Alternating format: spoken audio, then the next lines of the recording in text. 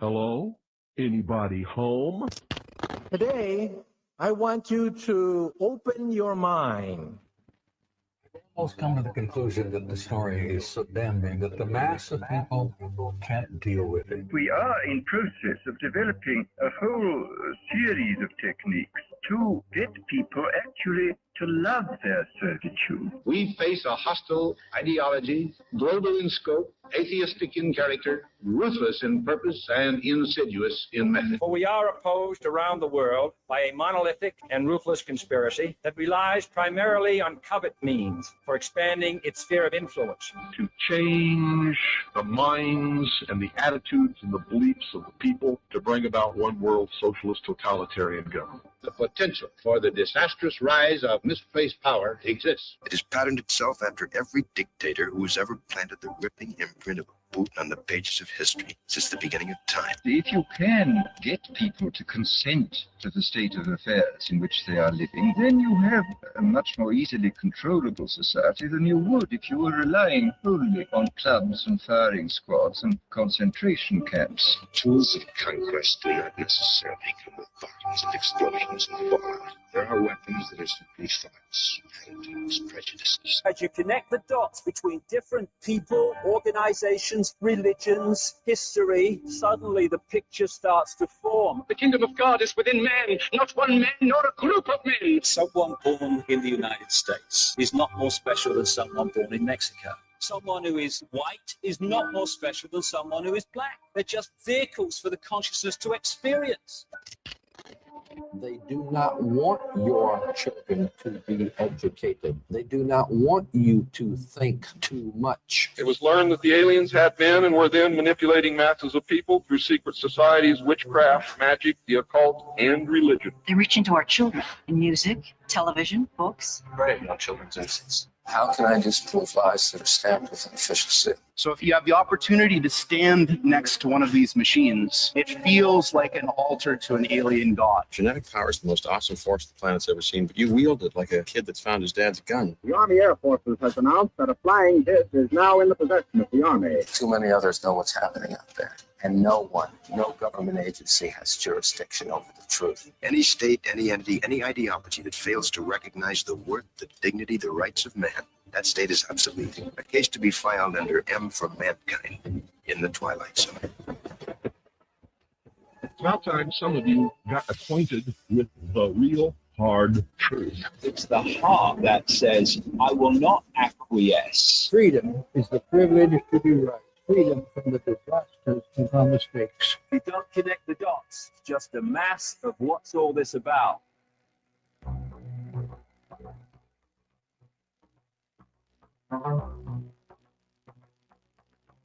You are listening to the Secret Teachings Radio.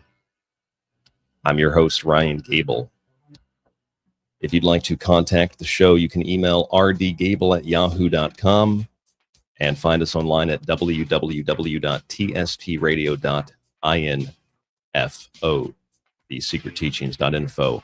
Our full show archive, all of our past episodes, my books, and more available on the website. All of our past episodes where, not because I'm a prophet or because I'm super smart, but just because I don't take a political stance or a side and I try to be objective, I was able to, I guess probably inadvertently, predict what is in the process of unfolding, because it's an agenda, it's a plan, a literal plan that was written down on a piece of paper, a literal plan that was told to the entire world, a plan that has been in the works for decades. And here we are, not on the precipice of it, here we are going over the edge of that plan. And one thing I didn't expect to see or to hear was that these direct U.S. strikes on Iran are going to result in peace. That Iran better agree to peace or it's going to get a whole lot worse. And all I could think of is that echoing of the Eric Blair quote, "War is peace." That only in times of war can we have peace. War is the health of the state, and the state is very fat and very healthy all at the same time. A lot of people are really happy right now. Sean Hannity's happy. Lindsey Graham is happy. A lot of people getting off right now. A lot of people that are really excited about what is happening because they've wanted this for a very long time. They have some obsessive, compulsive, death cult wish for a war with Iran in whatever extensive or limited capacity that occurs or is in the process of occurring. And so when I read that the president of the United States, who as of this recording just got done speaking or might still be speaking, but I think he only spoke for a few minutes, says that we will have peace. He posted this on Truth Social. We will have peace now as a result of this, or we hope that peace will be the outcome of this. That's war is peace. That's the same narrative that we heard about Iraq, same narrative we heard about Afghanistan, Syria, Libya, and the list goes on and on and on and on. And it gets kind of tiring hearing the same story over and over again and having a memory like I know most of you listening do. And me essentially sitting there preaching to the choir doesn't really do any of us any good because, again, you all already know this to some extent, to some degree. Even if you weren't able to see that the Trump administration would take us to war with Iran as opposed to expand the war with Ukraine and Russia, that's where everybody was all scared and focused on, oh, there's going to be a nuclear war because of Ukraine and Russia. And what did I tell you last fall, even before the fall, I think at the end of the summer?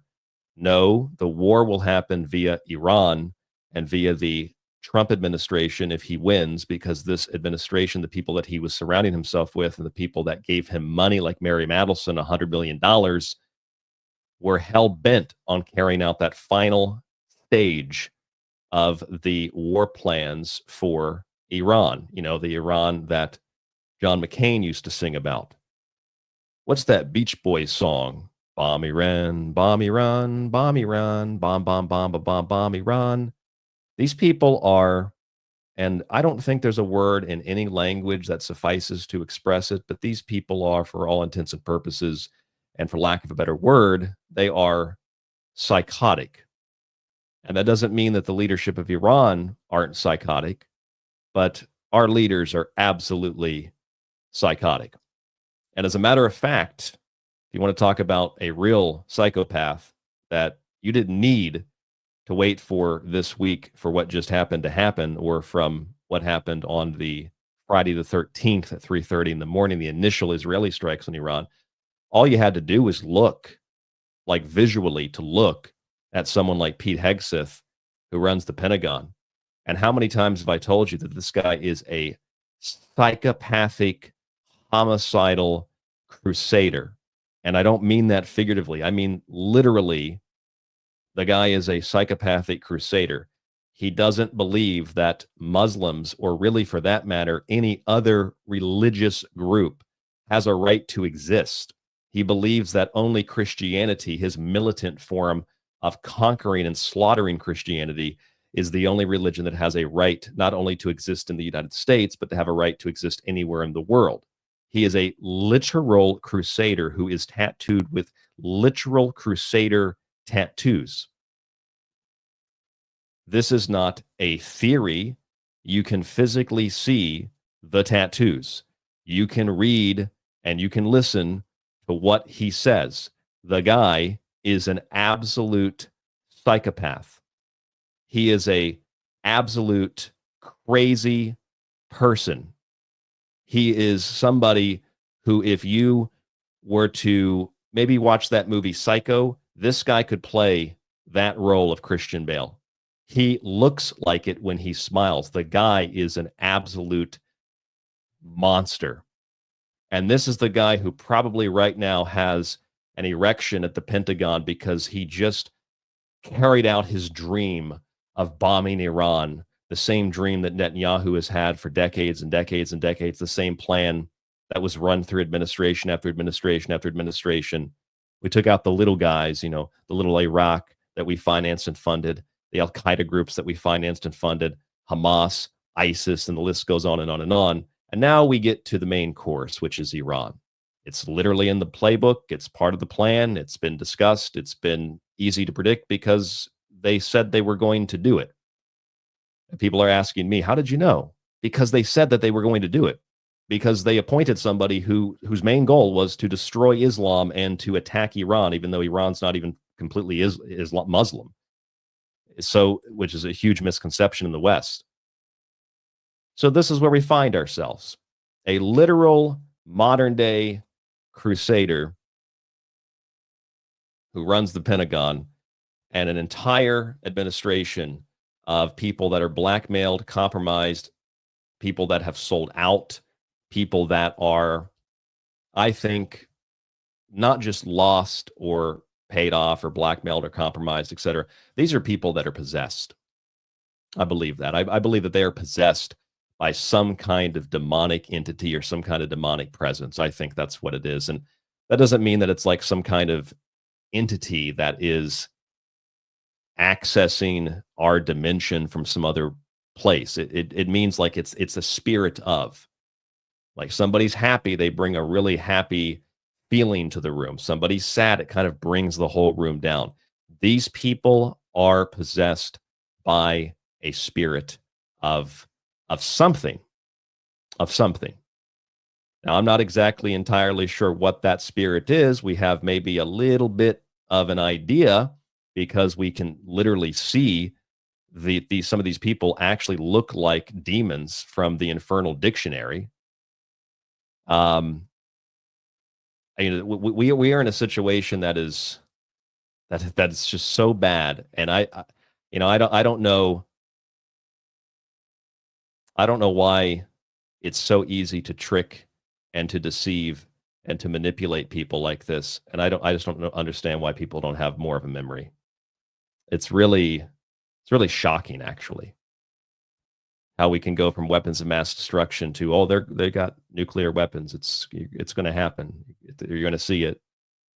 And nobody needs to provide proof. In fact, not only do you not need to provide proof, but now we are at an advanced stage in these kinds of situations, because now you don't have to just lie to a few million people on the TV and tell them there's WMDs, and then you don't actually have to provide proof of it. Now we're at a period where you can make up the story in a different way. Did you know that the only reason that Iran was just bombed by the United States, it has nothing to do with intelligence. It has nothing to do with spies or satellites or people that are on the ground actually looking at like nuclear bombs and silos, and they know they're going to launch them, their own intercontinental ballistic missiles. They're going to do it. No. Nothing like that. What actually is happening is it's an algorithm that predicted it. Did you know that? No, it's literally an algorithm. I'm not joking. I'm not exaggerating. It's an algorithm called Mosaic, and it's an algorithm called Mosaic that's created by Palantir. The same Palantir that all the conservative alternative media talking heads and pundits like to defend. Oh, it's such a small company. It doesn't really have any influence. Meanwhile, they're getting deals with the Pentagon, deals with the White House, and bragging about murdering people in Gaza. And also the algorithm that's been deployed in Gaza has also been deployed in Ukraine, Russia, and it's being deployed in Iran as well. It's magical how all that happens. And you notice that whether it's Israel, Gaza, or it's Ukraine and Russia, or it's with Iran and Israel and the United States, that there's a Israeli Jewish influence in all of them. The president of Ukraine's Jewish and gay. Israel attacked Iran first, and Israel is, of course, at the forefront of the Gaza conflict. So it's three different, completely separate theaters of war that all connect directly back to Israel, and that all connect back to Israeli or Jewish companies. If they were Muslim, you'd say bomb them, but they're not Muslim, so we have to protect them. There is so much that we could discuss. I'm really obsessive compulsive about making sure that every little detail, every little piece of information is included in every show.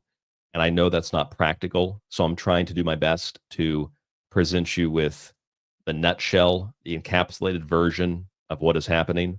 Sometimes my compulsiveness gets the best of me, and I want to just take a moment and pull up a a Safari page on my computer and just show you everything that I say, because it sounds so hard to believe. It sounds so outrageous or made up.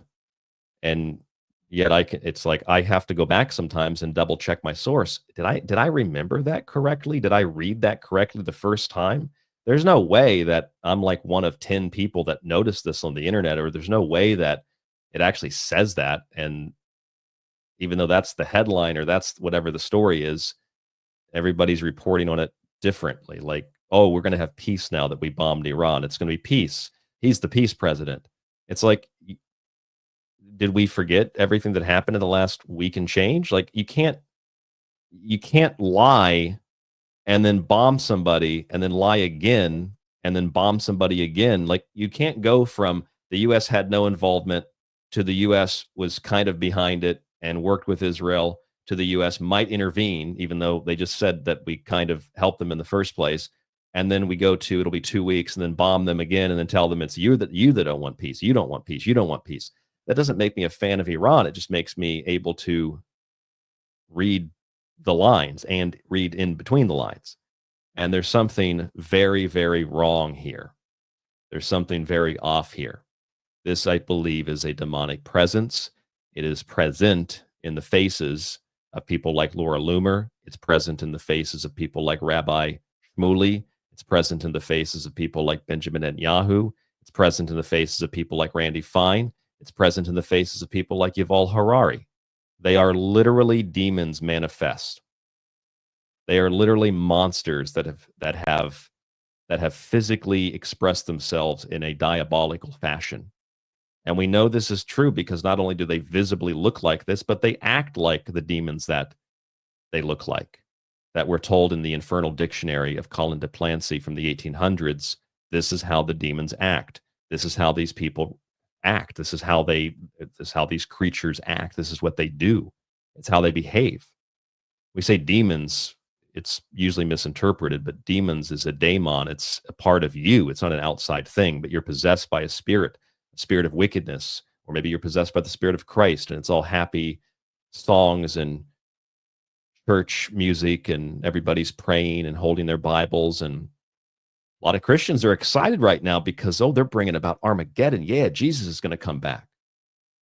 We got to protect the chosen people. Even though it's kind of interesting that if you define the word Israel, it literally means those who struggle with God, which means all people. So if you do interpret that verse from Genesis as meaning we should bless the people of Israel, that means we should bless all people, which means that if you bomb and starve to death and murder people who are also God's chosen people, everybody, then you're going to be cursed by God. And my God, I can tell you this, that the United States and Israel are going to be cursed by God. And I think we've already seen that. We've allowed the parasite to fully attach itself and to plant those little xenomorph eggs inside of us. And now the alien is bursting out of our chest, and we're panicking as it breaks through our rib cage. And we're trying to, because we have to be politically correct on the political right just as much as on the political left, we have to say, no, an alien is not bursting forth from our chest. It's not a parasite. It's something we need. It's like it's an organ we need. It's not a parasite. We need this organ. We need this ally until it blows open your chest and your blood goes everywhere and it's turns into the alien that we all know. So anyway, those are my initial thoughts. And because this is a live stream on Sunday night, it will be Monday in the archives at tstradio.info. I might need to change something on the stream real quick because I want to be able to show you everything via the screen share. And I just got a new computer, just got it set up, and it is not allowing me to screen share until I restart the Chrome. So I think if I restart Chrome real fast, it should take me off air, and I should be able to enter back into the chat here on the Chrome browser. So give me just a moment. Stay tuned. Don't go anywhere. And I will be right back. And if it does not load, I will start a separate stream immediately and be right back with you. I thought it was going to carry over all my settings from my old computer, but I guess it did not. So we're going to just take this just for a moment off the air, and then we will be right back as long as it allows me to. All right, here we go.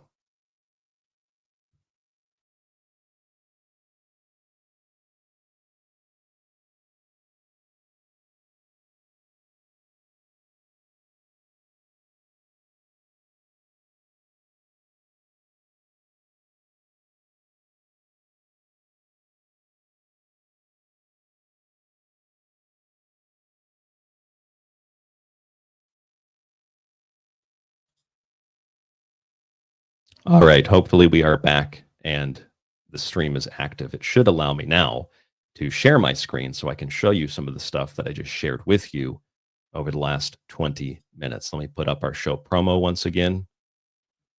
War is peace. It's always been peace. Bon voyage. I was going to use the line, and Iran's so far away, which it is. Iran's very far away. It's always a threat over there somewhere. We have to take care of that threat. Always weapons of mass destruction.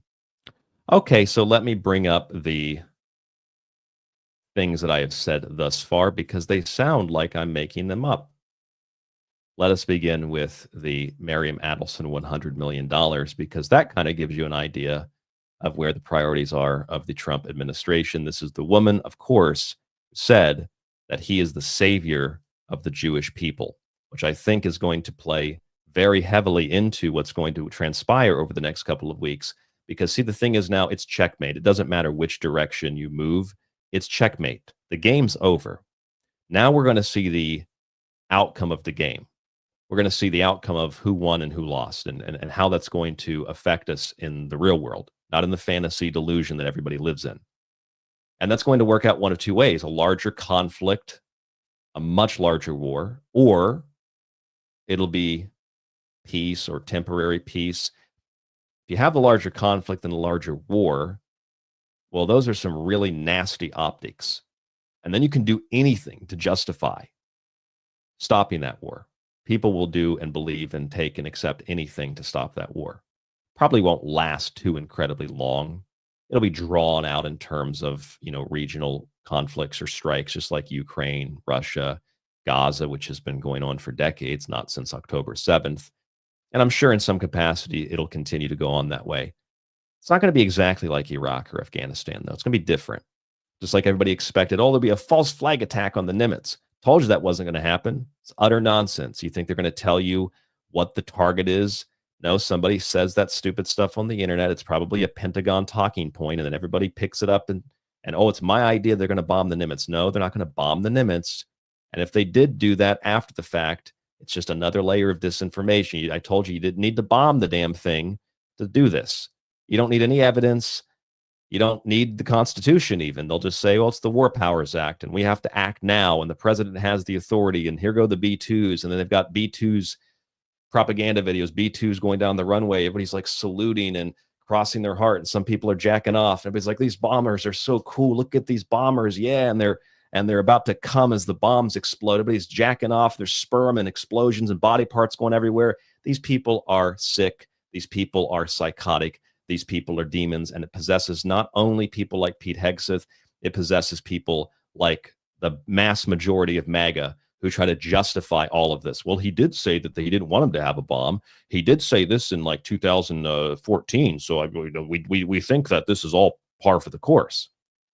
Meanwhile, it's all about peace, right? Drop bombs, get peace. Drop bombs, get peace. War is peace. Here's Pete Hegseth. This is the guy that is running the Pentagon.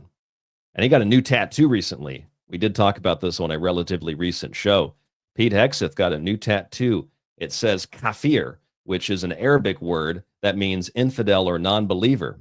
Apparently, Pete Hegseth is a dumb son of a bitch because he doesn't understand that that word is not a word that refers to Christians from a Muslim perspective necessarily. It refers to anybody who doesn't believe what you believe, which means that Muslims would also be infidels. It means Jews would be infidels. It means Buddhists would be infidels. And it means to Buddhists, if they were as rabid as Christians are, it would mean that Christians are infidels to the Buddhists.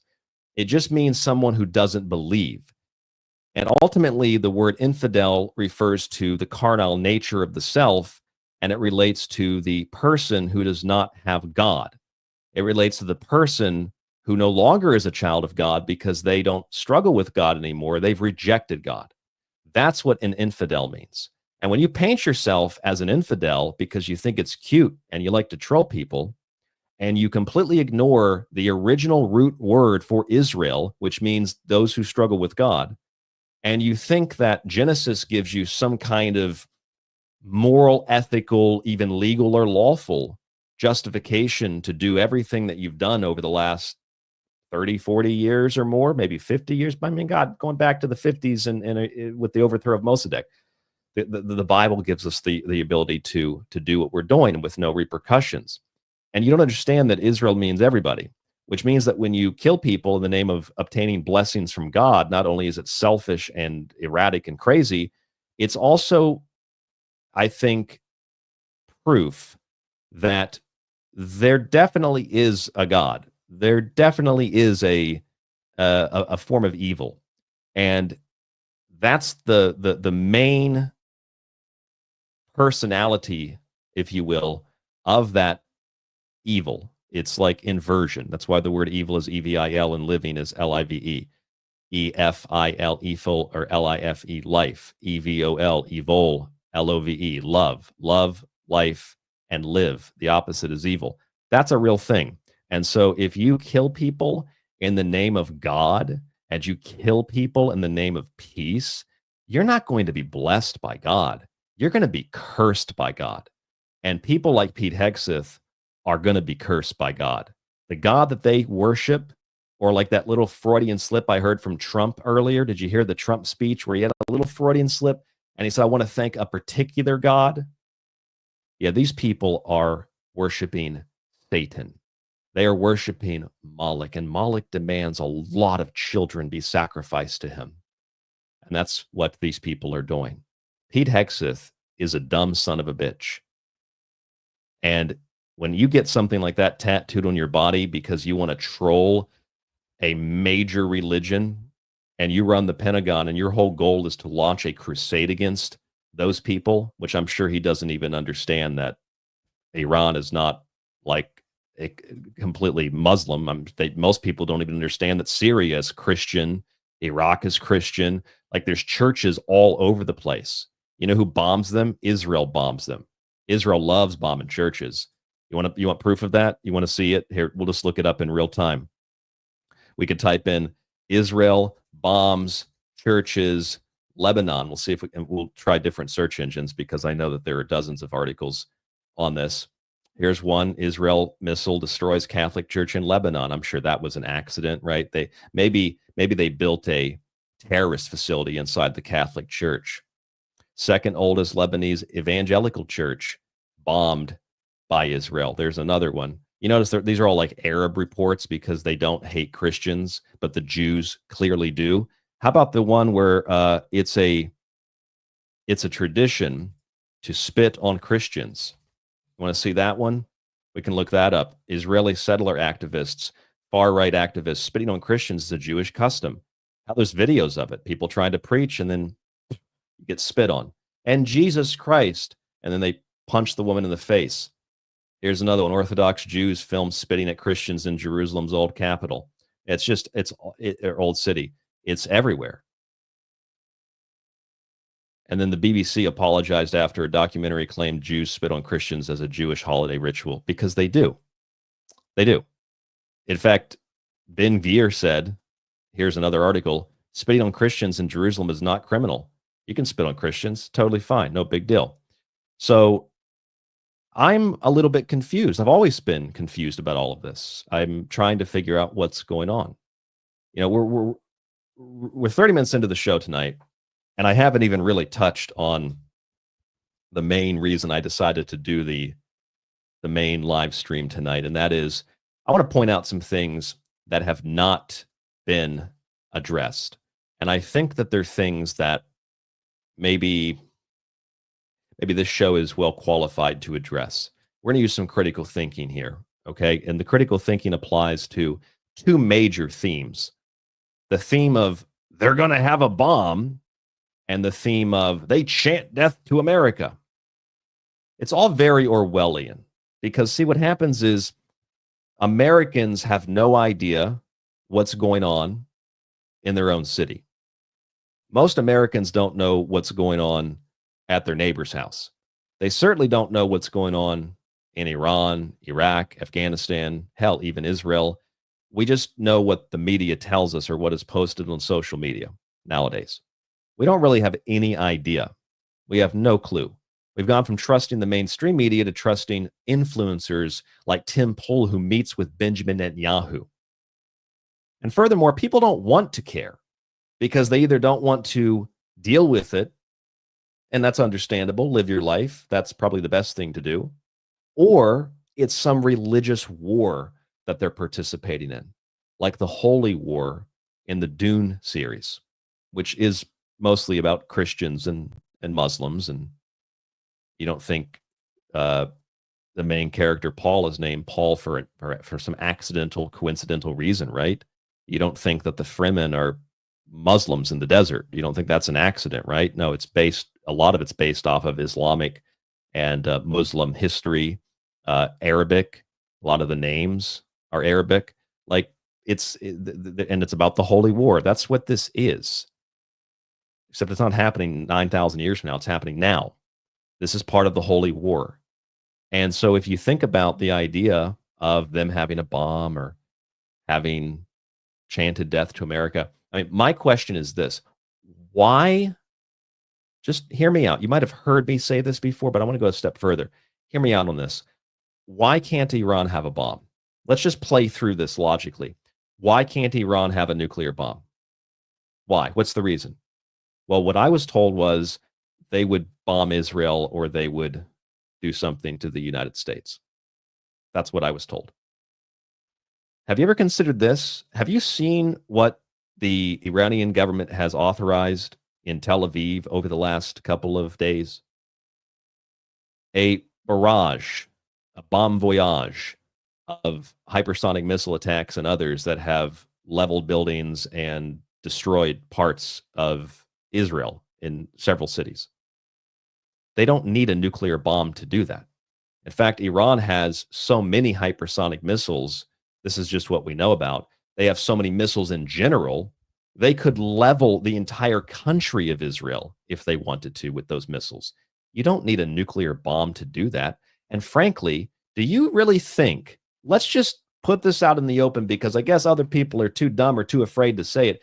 Do you really think that the people who believe that that part of the world is the Holy Land are going to nuke it? Are you out of your mind? That place is as holy, base minimum, to the so-called Muslims that run Iran as it is to the Jews who ran to Israel and claimed it as their own when they don't have any heritage or background there, where the Palestinians actually do. Have you ever listened to what like bin Laden had said about why these people hate America? Because we helped Israel to conquer that land, because we drove Muslims out, because we drove Arabs out, because we murdered people. That's why they hate us. And hey, maybe that's why they'll chant death to America. You know, the last time there was a big video about death to America out of Iran, it was after Iran had made the deal with Obama. And so they had sanctions removed in exchange for not building a bomb. And then when Trump pulled the U.S. out of it, saying it's a disaster, it's a terrific, horrible thing, that's when they burned an American flag. It looked like it was on a piece of paper in their parliament. Okay, so these are really important questions. Why did they chant death to America? Why were the Iraqis burning Bush effigies? Do you think that if 9/11 did not happen, or if it did happen and we never invaded Iraq, who had nothing to do with 9/11, do you think that maybe they wouldn't have burnt Bush effigies? Maybe? Do you think that maybe if we wouldn't have starved hundreds of thousands of children, this is official history, hundreds of thousands of children in the 1990s with sanctions in Iraq, do you think that maybe they would not hate us? You ever consider that? You ever consider that maybe if we didn't starve these people and didn't bomb these people, didn't sell weapons and create tyrannical governments and regimes and turn on them when they wanted to nationalize the oil in Libya, turn on them when they gave up the petrodollar, wanted to focus on, I don't know, gold or bringing water to their people? You think that maybe they wouldn't hate us if we stopped interfering? Maybe they wouldn't hate us. And that doesn't justify certain specific things on the other side of the conversation. Okay, but what it means is there's a reason that these people chant death to America. In the context, in the cases where they actually do it, where it's actually being translated correctly, and it's not a group of people in the streets cheering because of a soccer match that gets translated as, look, they're chanting death to America, which is what usually happens. That's what just like Hitler's speeches. He's saying kill the Jews, and you translate it, and he's like, I asked for peace. It's the same exact thing with all the videos of Osama bin Laden, all the videos of Iranian leaders. Look, they're chanting death to America. And there's like a dub of it. And what they're really doing is they're saying, hey, we're ready for the soccer match later. We hope our team wins. You can't trust anything you see, anything. I mean, even in America, I remember I've said this before. Ron Paul had been in a debate, and he said something that was anti-war, and the news edited boos over the crowd. And people were not booing. We do that to our own, quote, politicians. What do you think we do to foreign governments and foreign leaders? So if you don't starve 500,000 people in the 1990s, that's just children in Iraq. If you don't authorize, I don't know, drone strikes and invasions and starvations and destroy pretty much everything and then rebuild it in your own name. If you don't do that in Iraq, if you don't do that in Afghanistan, maybe people wouldn't hate you. Maybe people wouldn't despise you. And maybe if Trump didn't pull the U.S. out of the Iran deal, maybe the Iranians wouldn't have burned that flag and wouldn't have chanted death to America. You understand that's the reason why. They literally burned the American flag and chanted death to America in the parliament because Trump pulled the U.S. out of the Iran deal. That's why. And I'm not speaking for the Iranians and their perspective on it. I'm just saying there's a reason why. It's like the same question. Oh, that people just hate Jews. Why? Oh, because they're Jews. No, that's not the reason why. What does that even mean? How do you define that? I can convert to Judaism. Why do people not like Jews? There's a reason. What's the reason? Why do people despise or dislike America? There's a reason. What's the reason? We don't talk about the reason. Why can't Iran have a nuclear bomb? Because they chant death to America. Why do they chant death to America? You see how it's kind of a circular logic? You see all the people online, people that you probably know, friends, family, that'll say, well, I mean, I was for peace, but we can only really have peace if we start a war. That's the only way it really works. And you wanted them to have a nuclear weapon. And then you have to sit there and explain to these people that have been brainwashed by childish entertainment masquerading as informed consent and like political commentary that, okay, they've been saying this since like the 80s. Okay, look what the U.S. did back during the Iranian Revolution. They created radical Islamic groups from Al-Qaeda to the Taliban to ISIS and so on and so forth. We meddle, we assassinate, we bomb, we steal, and then you wonder why people hate you. And they just kind of leave all that out of the equation, and then you just get the optics that have been created, which is a really important word tonight. The optics are really important. You need to understand that there's not going to be some nuclear war. That's just, again, fear. It's just about getting people to acquiesce and to accept and to go along with it. If there is some limited nuclear strike, maybe there is a nuclear bomb that goes off. I don't know.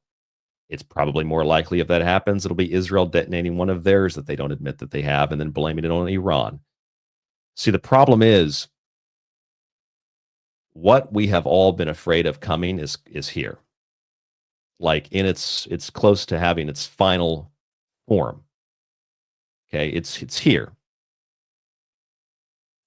And we don't have to destroy the world to get the final new world order that we've been promised and lied to about. We don't have to have the world destroyed. We don't have to go live in vaults. All they need is the optics. Okay? All they need is the optics of a world war. All they need is the optics of a nuclear bomb going off. All they need is the optics of a threat from one. That's all that they need. The optics. All you need is a symbol. And then you can have your global government. then you can have your new world order. Now, the world is going to go through a lot of death convulsions, like America is in the process of doing as the parasite bursts forth from their rib cage and breaks their bones. See, we're in the process right now where the person's convulsing, an alien, they're convulsing and the foam coming out of their mouth. And you can hear as the alien tries to rupture the rib cage to get out of the body, which, yes, if you don't understand what I'm referencing here, we're talking about that's Israel and the demonic parasites that run it and infiltrate our government and others. They're bursting forth from Uncle Sam's chest, and the ribs are starting to break. And when you dropped those bombs on Iran a few hours ago, that's when the rib cage broke. That's where the blood spurted everywhere. So people got hit in the face with it, and the little alien popped out and ran away. They got what they wanted. And here we are. This is the checkmate. And it doesn't matter which way you go. Manufactured war to get peace or manufactured peace to get more war. The optics are Armageddon. The optics are the end. The optics are exactly what we've been told to believe that those metaphors in the Bible or in the Quran, what they reference or what they're supposed to mean. What we get is literal interpretations of complex symbolic stories. And then we carry those things out to induce in a population that doesn't understand what a metaphor is, doesn't understand what a symbol is, to induce the belief in what is interpreted as a literalism, so that people, both Muslim, Christian, and others, are going to lose their faith in this holy war, and the devil will have total control. And I'm not saying that's something that happens, again, literally. We're talking about a symbolic spiritual transformation. This is where we are. This is where we've been for a long time. We are in a checkmate position. It does not matter what happens next. Do you understand that? It does not matter if it is war or peace. It does not matter the outcome. What matters is there is a script, and they are following the script. That's what matters. That's where we are. And I'll frankly tell you that it really makes me upset when I watch people say things like, well, Trump had to lie, or he didn't lie, even though they admitted that they lied. You just don't know what level of delusion you're going to get with people. MAGA says, oh, well, this is the only way we can have peace. Literally saying war is peace. Oh, we're going to have peace now because we bombed them. Now we're going to have peace. And if we don't have peace, it's their fault for starting the war. It's not the U.S. or Israel.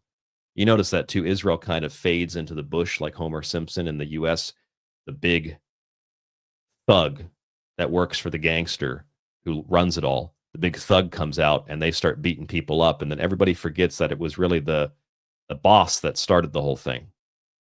It was the bully on the playground. It was like in Harry Potter, Malfoy. He started it, but he's got these two goons with him that kind of back him up.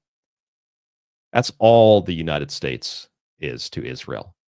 And the military-industrial complex and these psychopaths like Pete Hegseth, they get off on this stuff. We get off on warfare. We do. We get off on watching people die, and then we try to not only justify it, but we try to justify it in like the most profane way by saying this is what God wants. God wants this, and we must protect the holy people. We must protect the master race. We must protect the people that God chose, which I mean at base minimum, we're talking about admitting, like Ted Cruz in that Tucker Carlson interview, admitting that America is not first, that Israel is first and foremost, or that American Jews are first and foremost above all other citizens. This is the point we've reached because of zealotry. It's the point we've reached because apparently people, no matter how obvious it is, just cannot admit that they were duped, whether it was about WMDs before or it's about they're going to have a nuclear bomb today. And we can't even have in like some of the more objective media or some of the more independent media, I've yet to see anybody try to sit down and explain away why do Iranians, when they do, if there is evidence of that, why do they chant death to America? Why do they burn American flags? Do they do it every day? Or does it just like once in a while as a symbolic gesture, as a piece of propaganda? I'm pretty sure that's what it is. Pretty sure that's what it is, because in 2018 when they did it, it was because of the Iran deal, as they called it. Because Trump pulled the U.S. out of it. That's why they did it. They didn't just wake up one day and thought, you know what, that America, fuck them. No, they woke up one day to bombs falling on their heads, generation after generation after generation after generation. The entirety of the Arab Muslim world and a variety of other religions, including Christians who are murdered and slaughtered for the wars of Israel, including other Jews that are murdered and slaughtered for the wars of Israel. You think those rockets hitting Tel Aviv, those missiles, those hypersonic missiles hitting Tel Aviv, you think, what are they just killed military, or they just killed poor innocent civilian Jews? No, they killed anything. They're bombs. They blow up, and then everybody in the vicinity dies or is seriously injured, regardless of what the target was, whether it's Tehran or it's Tel Aviv or it's a military bunker or it's a hospital that the Israelis built on top of a military bunker, or a bunker they built under a hospital and then blamed it on. That's what Hamas does. You would know, but you're the one that runs Hamas. So obviously you know why they're doing that, because that's what Israel does. It's the Israeli modus operandi. That's what they do. Like we have murdered and slaughtered people, and the chickens came home to roost a long time ago. But we'll use that euphemism again. The chickens have come home to roost. Like, I don't think many people understand the severity of this, or the optics of this, or the implications of this. You know, people make up all kinds of excuses for why what they believe didn't come true, or why it came true in a completely different way, and everything's in code, and it's QAnon bullshit. It's always an excuse. War is peace. Freedom is slavery. And this is probably one of the best representations of ignorance is strength. Because the more ignorant you are about what is happening and what has happened and what was clearly planned to happen over a year ago, in terms of this particular initial Israeli strike on Iran, but in terms of a longer agenda, it's been decades and decades and decades. But what is happening is, I mean, this is a script. This is not about peace, which is why the Trump administration has been painted as the peace administration, because you have to utilize those optics when you plan to do something that makes you the aggressor. War is peace. Freedom is slavery. Ignorance is strength. The golden age, the peace president, didn't get any peace with Russia and Ukraine, and then said, oh, it's actually Putin who changed. I'm not the one who changed. Putin changed. It's like some crazy girlfriend or boyfriend who's got multiple personalities. Oh, you're the one that changed after they cheated on you or lied to you or stole from you. You're the one that changed. You made me cheat, lie, and steal. Same kind of a thing, right? Doesn't make me a supporter of Putin. I'm just making an I mean, Putin's been the same thing he's always been. I don't see why anything changed. Same thing with, oh, we're going to get peace with Gaza. Trump brokered a ceasefire, and then there's videos of Israeli soldiers blowing the heads of children off, and then the parents try to grab the bodies, and they shoot and try to kill them too. Oh, that's peace, though. That's peace.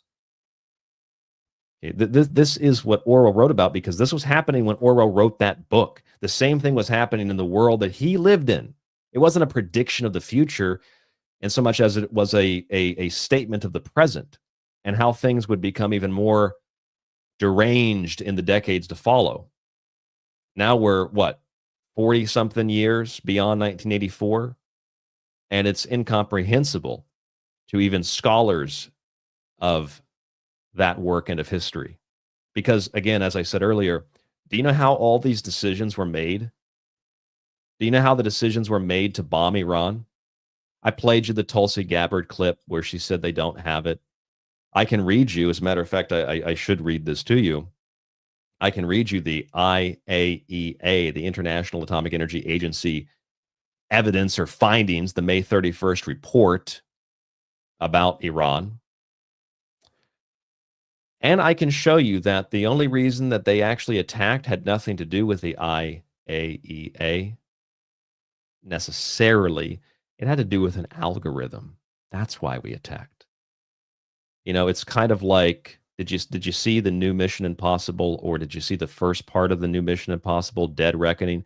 You know, when the AI on board the Russian sub convinces the commander that there's a submarine, so they fire off a torpedo to destroy this enemy submarine, and then the torpedo almost strikes it, and then the submarine disappears from the radar. It wasn't there in the first place. And then the torpedo gets redirected back at the only sub in the vicinity, which is their own sub. And it blows it up. That's how the first movie starts. And that's exactly what just happened. AI told, this is via Palantir, told the IAEA that Iran could have a nuclear weapon. And then they gave that information through Mosaic and Palantir, and the IAEA gave that to Israel, and then Israel gave it to the White House, and the White House said, oh my God, I'm so convinced now. Oh my God, they have a bomb. We have to bomb them now, based on AI. That's all. It's based on artificial intelligence. It's an algorithm. It's literally called Mosaic. And that's the name of it. I'm not making this up. I'm not exaggerating. You know what Mosaic means? Mosaic is a picture or a pattern. It's putting something together. It's basically an agenda, a plan, a script. It's putting something together. It's a pattern, which there's a little bit of irony to that. We're not talking about like humans making these decisions. We're talking about AI. You were waiting for this to happen in like the next 100 or 200 years. No, AI just convinced the White House to bomb Iran because, oh, they might have a nuclear weapon. And Israeli Jewish AI, mind you, mostly Jewish, like 80% Jewish, 20% radical Christian Zionist vampires. And I mean that literally with Peter Thiel. And you know where else they use Mosaic? They use Mosaic in Gaza, and they use Mosaic with the Ukrainian conflict as well. All three, Jewish, Zionist, Israeli wars. So it's pretty convenient that Alex Karp a couple of months ago was able to predict magically that the United States would fight a threefold, three-front war. That we would fight with Iran, we would fight with Russia, and we would fight with China. And you have Alex Karp's company feeding the United States, feeding Israel, feeding these three wars, including an ethnic cleansing in Gaza. You think that's all a coincidence? You think that's all just an accident? Do you think that's all something we should probably just like ignore? It's just a little bit too scary, a little bit too freaky. Yes, Alex Karp said we'll fight a three-front war with Russia, China, and Iran. And you look at the date of that article, it's August 17th, 2024. Do you think that's a coincidence? I want you to think about that for a second. You also think it's a coincidence, maybe, maybe not. Do you think it's a coincidence that the Trump assassinations, 2 of them, reportedly even a third, happened to kind of like revolve around that prediction date, kind of revolve around the $100 million from Mary Madelson? I mean, at some point, you need to wake up and smell the gefilte fish. At some point, you need to wake up and smell the wine glass that was left out for Elijah. Okay, the grape juice or the wine in that glass. You need to wake up and smell the cream cheese and capers. At some point, you need to wake up and you need to see the dreidels and the yarmulkes. At some point, you need to wake up and see that these people are demons. They murder their own people or people that kind of look or identify like them. They murder Christians. They murder Muslims. They murder everybody. They do not discriminate because they are demonic forces that are hell-bent on destroying the world. There is a battle between good and a battle between evil. And you are witnessing it happen in real time. And I know that what separates me in this show from a lot of the other commentators on stuff like this is not only 15 years of experience, it's also that I'm not a Christian. And I can see this. And you might say, well, doesn't this just prove that your lack of Christian adherence, as if not being a Christian means I don't adhere to Christian values? But that means that you see that Christ is real, right? Yeah, you're Christ. You're the anointed one. You're anointed by God. You're a human, and you shouldn't kill other humans. And when you do that at the behest of a state-sponsored religion, when you do that at the behest of a rogue nation, of a terrorist nation that was founded on terrorism, yeah, God's going to curse you. He's not going to bless you. God's going to curse you and damn you, not bless you. Did you really think that it would be that easy to figure out who the good guys and the bad guys were in the end days? Did you think it would be that easy? You know, the first assassination attempt on Trump was July of 2024. The second was September 2024. What's between those 2 months? See, June, July, August, September. August was the month that Palantir predicted that there would be this big war. The United States will very likely fight a three-front war against Russia, China, and Iran. I'm going back to referencing a show I did from last week, a place called Armageddon. This is what I wrote on the show. The first assassination attempt was July 2024. The second was September 2024, while in August, the head of Palantir said the U.S. will fight a three-front war with Russia, China, and Iran. Within the same time frame, Israel began planning the attack on Iran. That was 8 months ago. So you can't say that this IAEA report published on May 31st was the reason for the attack, because they were planning it 8 months ago. They were planning it 8 months ago, and then this report comes out, and suddenly that's the reason we had to attack. And then we learn, oh, it's actually AI is the reason we had to attack.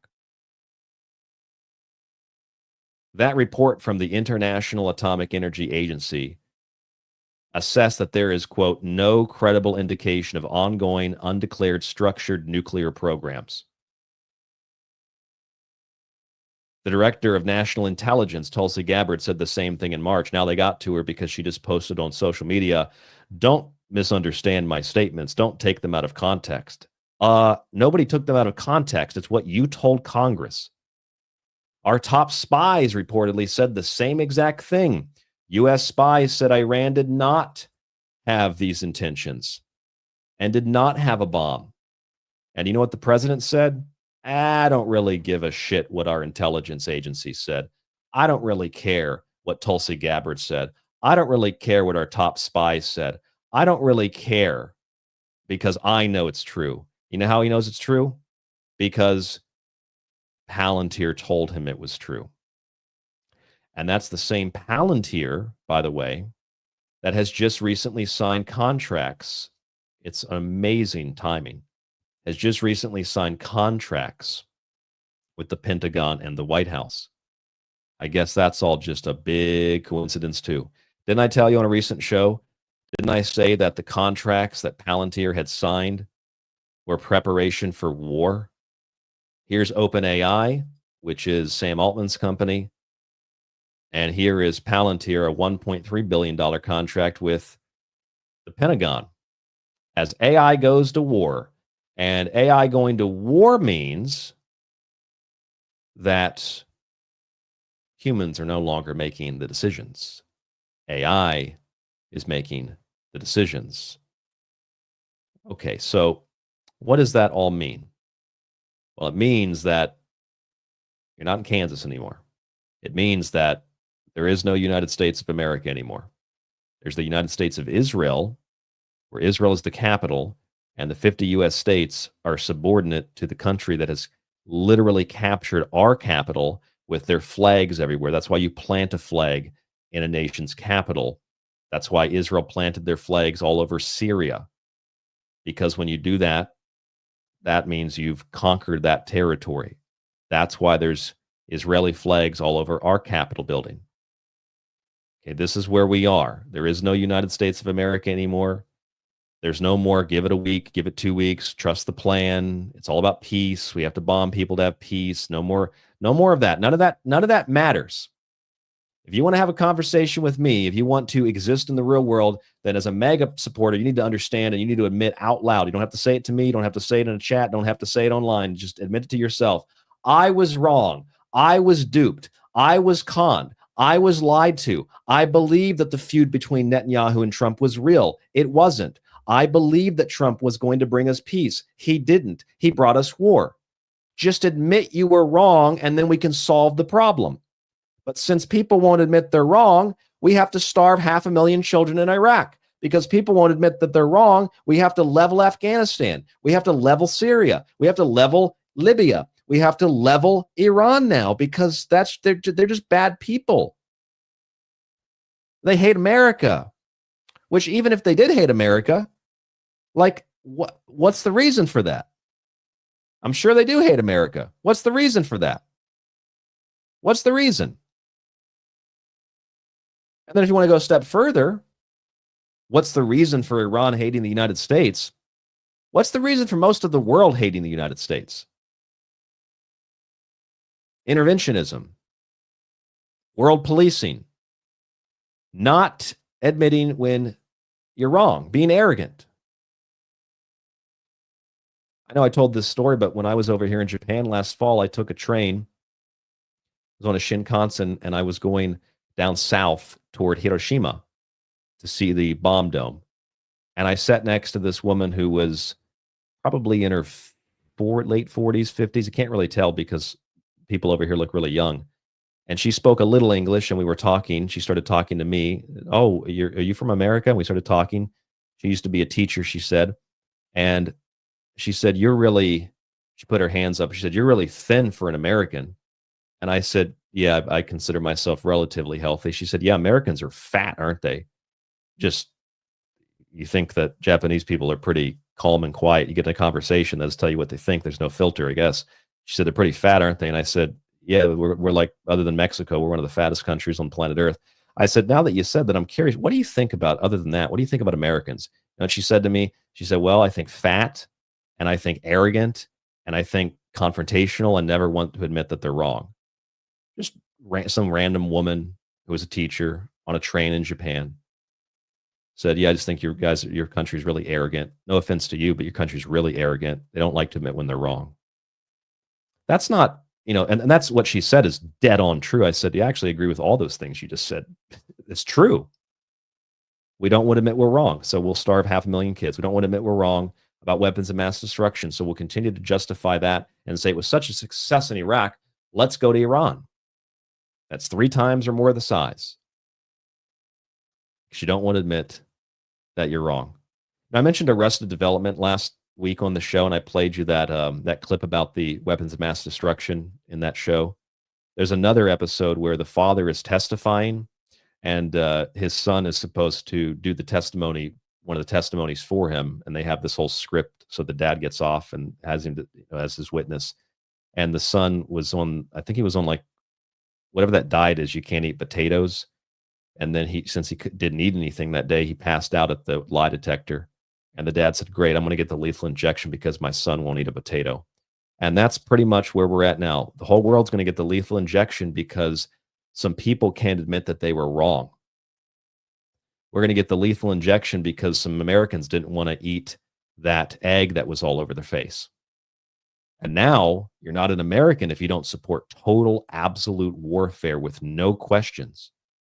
Where last week, you were not American if you said, or rather maybe 2 weeks ago, you were not American if you had said something like, I think Trump's going to start a war in Iran. There's no way. He's the peace president. Well, I fucking said that shit back in the fall of last year at the end of the summer. And he's not even the president. Well, he's going to win the election, and they're going to take us to war in Iran.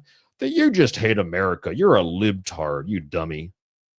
And now those same people are like, just got to trust the plan, man. We got to have peace in Iran. We got to blow up they're horrible people. Don't you understand that? They got the bomb. How do they have the bomb? It's going to circle with these people. How do they have the bomb? Well, that's what the news said. The same news that said they had weapons of mass destruction. This is different this time. Trump wouldn't lie to us. Well, he admitted that he lied about not having, a plan to attack. They had a plan the whole time.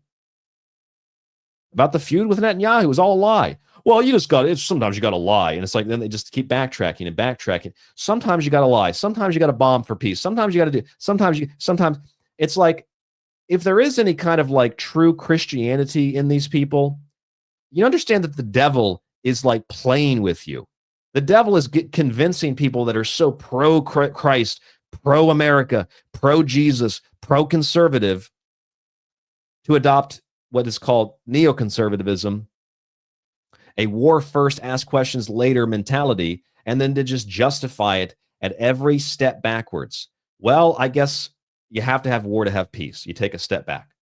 And then I guess, being kind of ignorant and being lied to, that's okay because ignorance is really the strength of MAGA. You take another step back. And well, I mean, yeah, sure. Palantir, it's not a really big company, but it could be bad, but Trump's got a reason that he wants to employ Palantir. He wants to go after those damn Mexicans, and then he actually strips away the restrictions on farm workers and laborers and any kind of industry. So they're not actually going to deport those people because, the big corporations that finance the conservatives, they profit from what amounts to slave labor, and they can't have that done away with. So they kind of backtracks off that. And then the Trump supporter MAGA people are like, well, I mean, we do have to have some farm workers that are here illegal. I mean, that's just how it is. And how are you going to get your lettuce? And it just you backstep. And then you realize you're in the air in a free fall. You fell off the cliff. And then as you're falling off the cliff, you're trying to justify, well, this air feels really good. That's a positive, right? And once I'm dead, if I hit the ground and my body splatters, at least I won't have to deal with nuclear war. Take me home, Jesus. You're fucking psychotic and out of your fucking minds. The people that sing about war, whether it's people like John McCain or that psychopathic mega pastor who's like, Jesus is coming tomorrow. Fuck him and fuck MAGA and fuck the conservatives and fuck the liberals and fuck all these war-mongering, bloodthirsty demons. Christian, Jews, Muslims alike. Fuck them all. These people are the epitome of Satan. They are the physical expression of the devil. But they have convinced you that they work for light and they are God-fearing people. What God? The one that Trump just made a faux pas, Freudian slip kind of a thing when he said, I want to thank a particular God. Oh, I'm sure that was an accident too. Which particular God would that be? Would that be Yahweh? Would that be Moloch? Because you certainly don't worship the creator of the universe, because he will smite and burn and destroy, their own language, not mine. I would say punish as part of a much more complex spiritual concept, but in their own terminology, he will do all of those things to the people that destroy his creation and his children. And that's what these people are doing. You can't murder people and claim, God told me to do it and he's going to bless me for doing it. Here we are. And this is where I told you 2 weeks ago, I said the United States of America is officially over when they had that military parade right after the attack on Iran. I said, that's the end of it. That's the final nail. And I got people telling me, just give it a chance, man. It's going to be peace now. It's peace. I said, nope, they're going to bomb Iran. Boom, they bomb Iran. Oh, it's going to be peace now. Trump even posted that. It's going to be peace. Wait, there's going to be peace. Peace. Okay, that's the first hour. That's my opening thought. Now let's go through some of the details here. We were told since the 80s they were going to have a weapon. Why can't Iran have a weapon, but Israel can? Okay, why can't Iran just attack Israel like they are right now with hypersonic missiles? If they want to destroy Tel Aviv, why can't they just do it right now with the missiles? It doesn't make any sense. Okay, what is the context of death to America?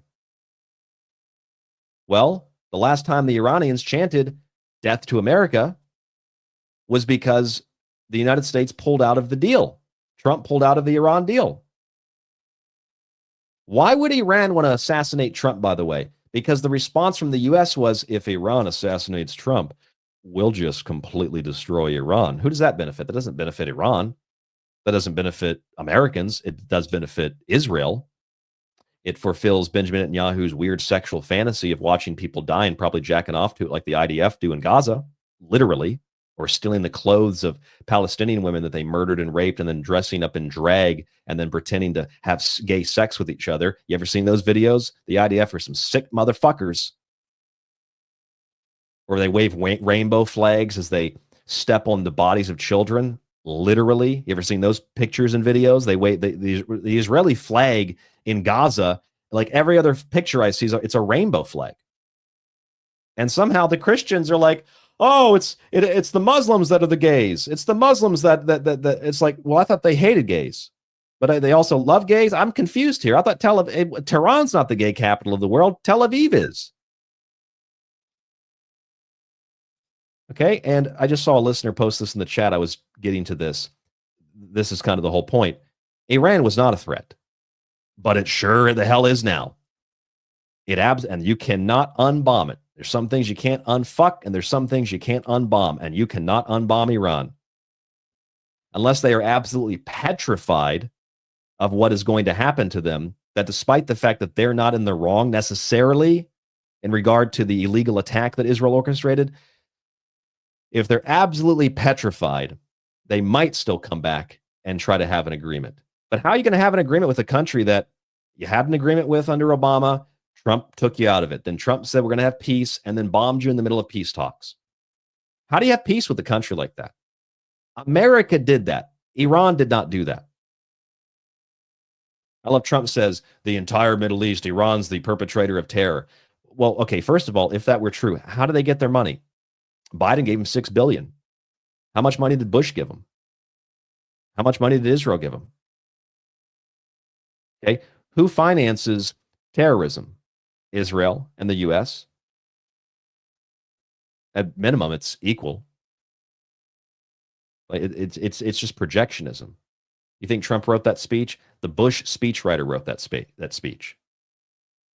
Mission accomplished, right? On an aircraft carrier. Okay, what's the context of death to America? That's it. Why did the Iraqis burn American flags? Well, they did it after the invasion, not before. And why was the decision made to do this in the first place? Because Palantir said they're going to have a nuclear weapon. Because Mosaic was programmed to say that. And now, if you didn't have a threat in Iran, you sure as hell are going to have one now. And the same narrative just repeats itself over and over and over again. You know, and I've had a handful of people, a couple of people that were in Iraq, former soldiers, who have messaged me and said, you know, it's real offensive that you would say something like that Iraq war was a waste of money and resources. I have friends that died. And it's like, well, listen, that emotional blackmail doesn't work with me. You got duped. That's the bottom line. You lost a leg, you got duped. I genuinely feel sorry for people that went to war for Israel thinking they're fighting for American freedom and safety. I genuinely feel sorry for those people. I think they did it with the best intentions. Most of them, some of them are psychopaths, but I think most soldiers do it for the best intentions. But see, I'm not the one that needs to feel bad because you were conned. I'm not the one that needs to feel bad because Israel blew your legs off. Okay, you need to go after the people that actually did that shit, not people that reported on it. It's not my fault. Okay, and if you want to prevent more people from dying and end up in the same position, you might want to just kind of take a step back from this whole, well, I know it's not ideal, but we have to bomb Iran. Just take a step back and realize, I mean, again, at base minimum, what's going to happen is you're going to just have more friends that are going to die and more people that are going to have their limbs blown off. And, you know, I'm not responsible for that, okay? I'm not responsible for it. Okay, psychopaths like Pete Hegseth are responsible for it. People like Netanyahu are responsible for it. People like Bush are responsible for it. I didn't do that. Okay? You don't support the troops. Well, okay, how about this? If there was an invasion of the United States and there were people on the ground in my face and they were from a foreign government, okay, like it was Red Dawn, that's a different story. In fact, I'm pretty sure citizens would rise up against that. It's probably one of the reasons that nobody ever invaded the mainland United States, because of that reason. We all have guns, lots of guns. I'm not even a gun guy, and I had 3 guns in Arizona. Not even a gun guy. I had an AR-15. I had a rifle. Actually, I had 2 handguns. I'm sorry, I had 4 guns. I had 4 guns. I'm not even a gun guy. I had a bunch of guns. And I'm pretty sure Americans would rise up against. That's, in fact, one of the main reasons we have a Second Amendment, was to prevent invasion from foreign nations so that everybody could be part of the militia. I'm all for war then. I'm not for war overseas, so we have to fight them over there so they don't come over here and fight us, right?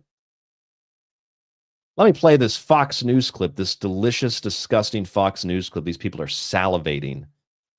Absolutely salivating. They want the war. You know, they want to show dead people on TV. Blame it all on Muslims. Let's listen to this. The thing I can point out, Brett, is that this is an operation in the last 18 years since I've been at the Pentagon. I've never seen such operational security. There was nobody speaking about this, any of the preparations. There was a complete lockdown, almost a blackout of information for the last few days. I'm sitting here in the Pentagon right now. I can tell you the hallways are empty, and all of the information is coming right now out of the White House. That is a significant achievement because there were no leaks about the timing. Now, sometimes I think those who, a lot of the flight trackers, the open source intelligence flight trackers, that flight radar did indicate some of the when the B-2s took off from Whiteman. But again, nobody really expected that it would take place this evening. If you looked at the moon schedule, you might have had a clue because it was a waning crescent and almost a new moon on the 25th. So it would have been very, very dark over Iran tonight, and you need that in order to bomb. That's the ideal condition for something like a B-2 that is, yes, it's stealth, but it still has to be escorted in case any Iran were to put up any planes or there were any opportunities to fire on those B-2s, which are such valuable and very, very special planes. Only the U.S. military has this kind of weaponry and this capability. No other country in the world could have carried off what occurred tonight at those 3 uranium enrichment sites in Iran. Yeah, Jen, you're exactly right on the operational security here and the fact that there were obviously some red herrings, and in a world where decisions are made and the world digests the decision even before it's made because of social media and everyone's watching everywhere, this was a pretty amazing operation. When you start thinking that the president said within 2 weeks, we are 2 days from within 2 weeks, and this happens with a post on Truth Social and no other word really getting out ahead of that is pretty stunning. Okay, so you notice what just happened there, right? In that Fox News report, there were 2 really important things. Moon cycles, well, we're going to get to that. And the media telling us how amazing our bombers are, how amazing the bombs are, how terrific this operation was, how they just nobody leaked it. Everybody was tight-lipped. Nobody leaked anything. And yeah, of course there's some red herrings, i.e. lies. Of course there's some lies. That's just how it goes down. It's war. It's not a war, but it's a war. You notice all that in that video? They're telling you what to think. Again, oh, they're so great. Now, I guarantee you, how many idiots do you have in your family? How many morons are you friends with? Who, when you go to work tomorrow, or you go to work the next day, or you go into a grocery store, or you go into the gym, and whether you see it on TV or you're having a conversation with somebody, you're going to hear it. You're going to hear it. What do you think about what happened in Iran? Well, I mean, I'm not really a fan of it, but I mean, you heard that nobody leaked this out of the Pentagon. This was a really well orchestrated, really well oiled plan. Did you hear that our B-2 bombers performed beautifully? Did you hear that? And you're going to hear this stuff from people because they have no soul and they're just drones that report whatever the news tells them to report, tells them to believe. This is how it works. First, it was, as I reported on last week's show, it was America has to get involved because Israel doesn't have the big bombs that they need to destroy these facilities. Then, over the weekend, while I was out of town, I was in a hotel and I saw the BBC, the only English station that was on TV here in Japan. So I watched it a few minutes and I was listening to it kind of on and off. And then I heard the thing about Iran. So I look at the TV and I'm listening to it and I'm watching it at the same time now and I'm focused on it. And they're sitting there saying, well, you got to understand that America has the bombs that Israel needs. And so Israel's probably going to need America to intervene here to help them out here so they don't get totally destroyed. I'm like, that's the same talking point I read from ABC a week ago. Now they're repeating it on the BBC. And then now here, within 48 hours of me watching that, we bomb Iran and these bombs were amazing. Look at these B-2 planes. I mean, it's so beautiful. Does everybody have amnesia? Is everybody just like psychotic? Rather than talking about the constitutionality of it, even mentioning the War Powers Act, what it's all based on, which is an algorithm, about the lies, about peace, about why the Iranians might chant death to America, which has to do with pulling, I mean, they've done it for longer than that, but do you think that the intervention just began recently? Do you think the intervention just began in 2018 when Trump pulled the U.S. out of the agreement? Do you think this just happened recently? Or do you think maybe it's been going on since 1953 and probably before that? You think this is all new stuff? Instead of explaining or providing context for any of that, including on the cable news networks that hate Trump, quote unquote, no, they sit there and tell you the bombs were beautiful. They fell out of the sky and the light kind of, that moonlight reflected off of them, the little bit of moonlight that there was. And then they hit the ground and you could feel the heat and it was an orgasmic experience. They are absolutely psychotic. Fox News, CNN, BBC, MAGA, anti-MAGA, right-wing, left-wing, neoliberal, neocon. In fact, the only kind of political party that has any sense about this has been what I've seen, like a major political party, has been the Libertarian Party. That's basically saying, even though I'm not a libertarian, they've been saying the same thing I've been saying. They've told us for years they're going to have the bomb. They've lied to us for years about having the bomb. Why can't Iran have a bomb? Why, if Israel can have a bomb? Why do they hate America? Like, there's a reason for this. Interventionism, blowback. I mean, like, some people, I guess, get it. There aren't many. We are dealing with pure, undiluted evil. This is what we're dealing with, okay? We're dealing with pure, undiluted evil. We are at a point now where it's not, there's no euphemism I could use to explain what is happening. Things are so ridiculous that Fox News has to sit there and tell you how beautiful it was that we bombed Iran, because you don't know how to think for yourself. Did you catch that thing about the moon? Let me play that again, just a little bit. Let me play that in. Listen, I'm going to get real close to the headphone here. Let's listen to this again. There were no leaks about the timing. Now, sometimes I think those who, a lot of the flight trackers, the open source intelligence flight trackers, that flight radar did indicate some of when the B-2s took off from Whiteman. But again, nobody really expected that it would take place this evening. If you looked at the moon schedule, you might have had a clue, because it was a waning crescent and almost a new moon on the 25th. So it would have been very, very dark over Iran. A waning crescent moon. What is a waning crescent moon? Well, you know that there's a lunar trilogy, right?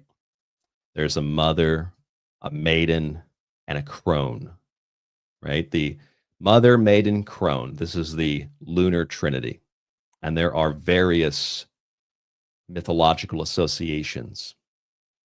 The triple goddess is what we know in, I'd say more so what is considered to be pagan history, the triple goddess. The triple goddess is a waxing, waning, and full moon. A waning moon, okay, what does it mean to wane? Waning moons, waxing moons. Okay, well, if we have a waning moon, we're talking about something that is transitioning like with a waxing moon.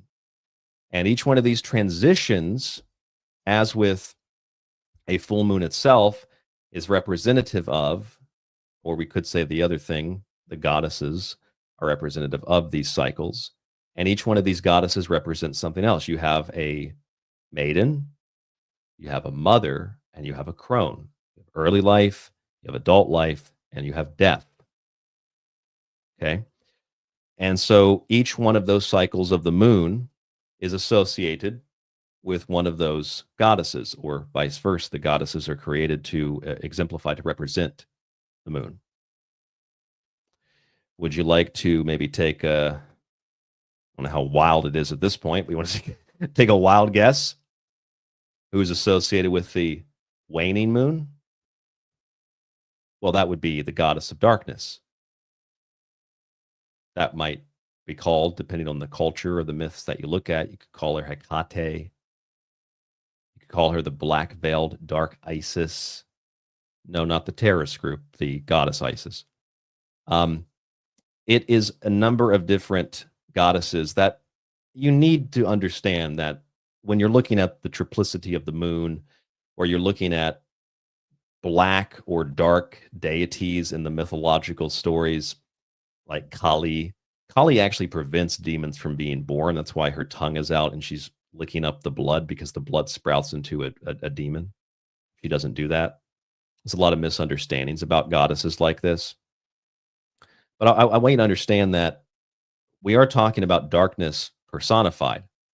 And if you're dropping that bomb on the waning moon, oh, it's just because you have to do it so they don't see the bombers. I guess that makes sense.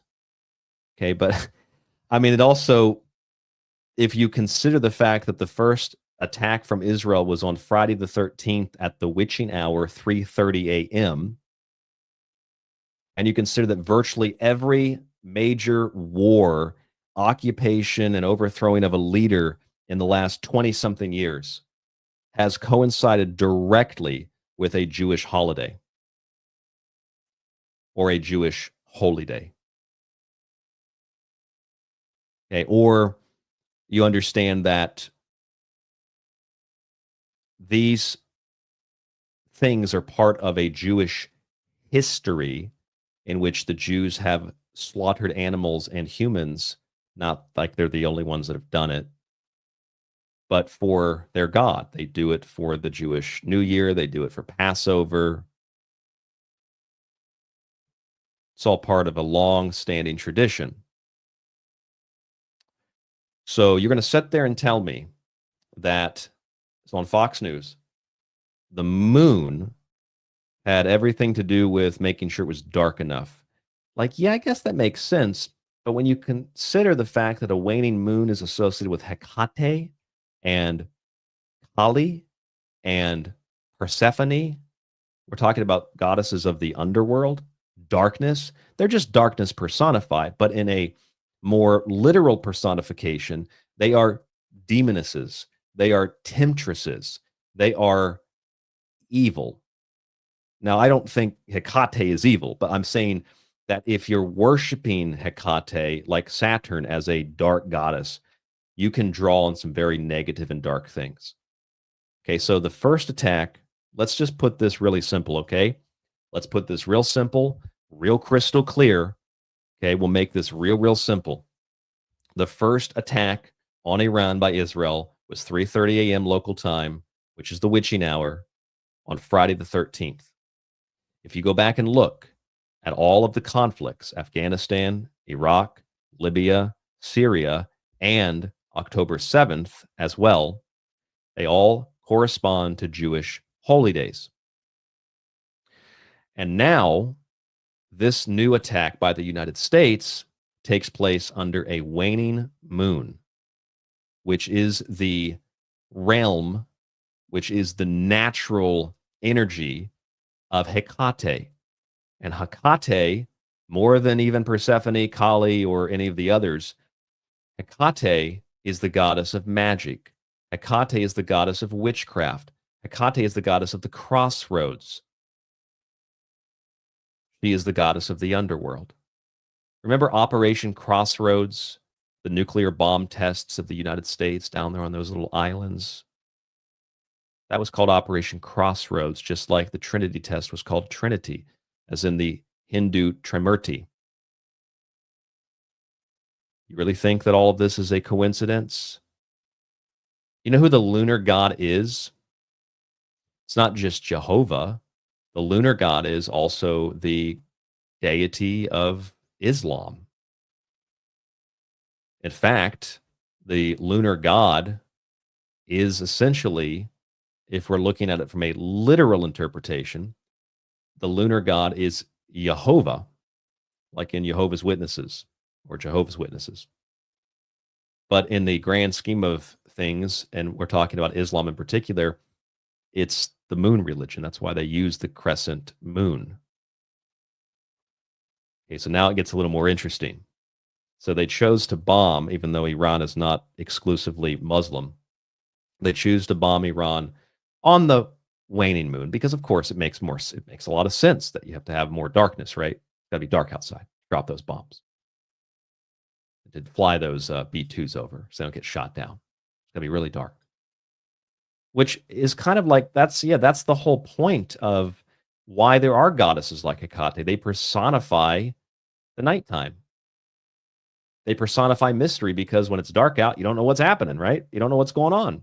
It's dark. You're uncertain of what's happening because the lines between what is real and what's not real are blurred. Like when you wake up in the middle of the night and there's some shadow in the room and it looks like it could be a monster, but it's just a sweater on a chair. That's all. Nothing to worry about. That's why Hecate or Kali or any of these other goddesses, that's why they are what they are, because they personify these qualities of nature. So if you bomb them on Friday the 13th during the witching hour, then you bomb them a second time, but this time, well, they bombed them more than once, but I'm saying that the initial Israeli attack, then the second attack is by the United States, the second major attack, and that's done when the moon is waning. And this attack is on a country that, I mean, in the West, which I think it's kind of funny, in the West, we think everybody in the Middle East is Muslim, as if there aren't Christians there or people that still practice Zoroastrianism, the old Persian religions. There are still Mithraists in the world too, by the way. We just think it's all Muslims. You think that's a coincidence, the religion of the moon? Now, even within the larger context of Islam, there are like multiple different denominations of Islam, right? And yes, Iran is largely Muslim. But this is a moon religion. And the waning moon is when they decided to do the attack. I guess it wouldn't matter either way because you did it in the middle of the night. It wouldn't matter if it's a waxing moon or a full moon. It does matter that it's a waning moon, though. Not just because of the darkness, but because of what the darkness is represented by, and that is goddesses like Hecate of witchcraft and magic, which is precisely what all those other wars were based on: Jewish magic, Jewish holidays, Jewish rituals. This is not a joke. This is not a gag. This is not an exaggeration. We are dealing with modern day black magic that masquerades as politics. We're dealing with modern day witches gathered in their masses, modern day warfare that we think is some kind of, I don't know, we think it's some kind of just like something that happens. It's just war. It's just what goes down during war. That's just what happens during war.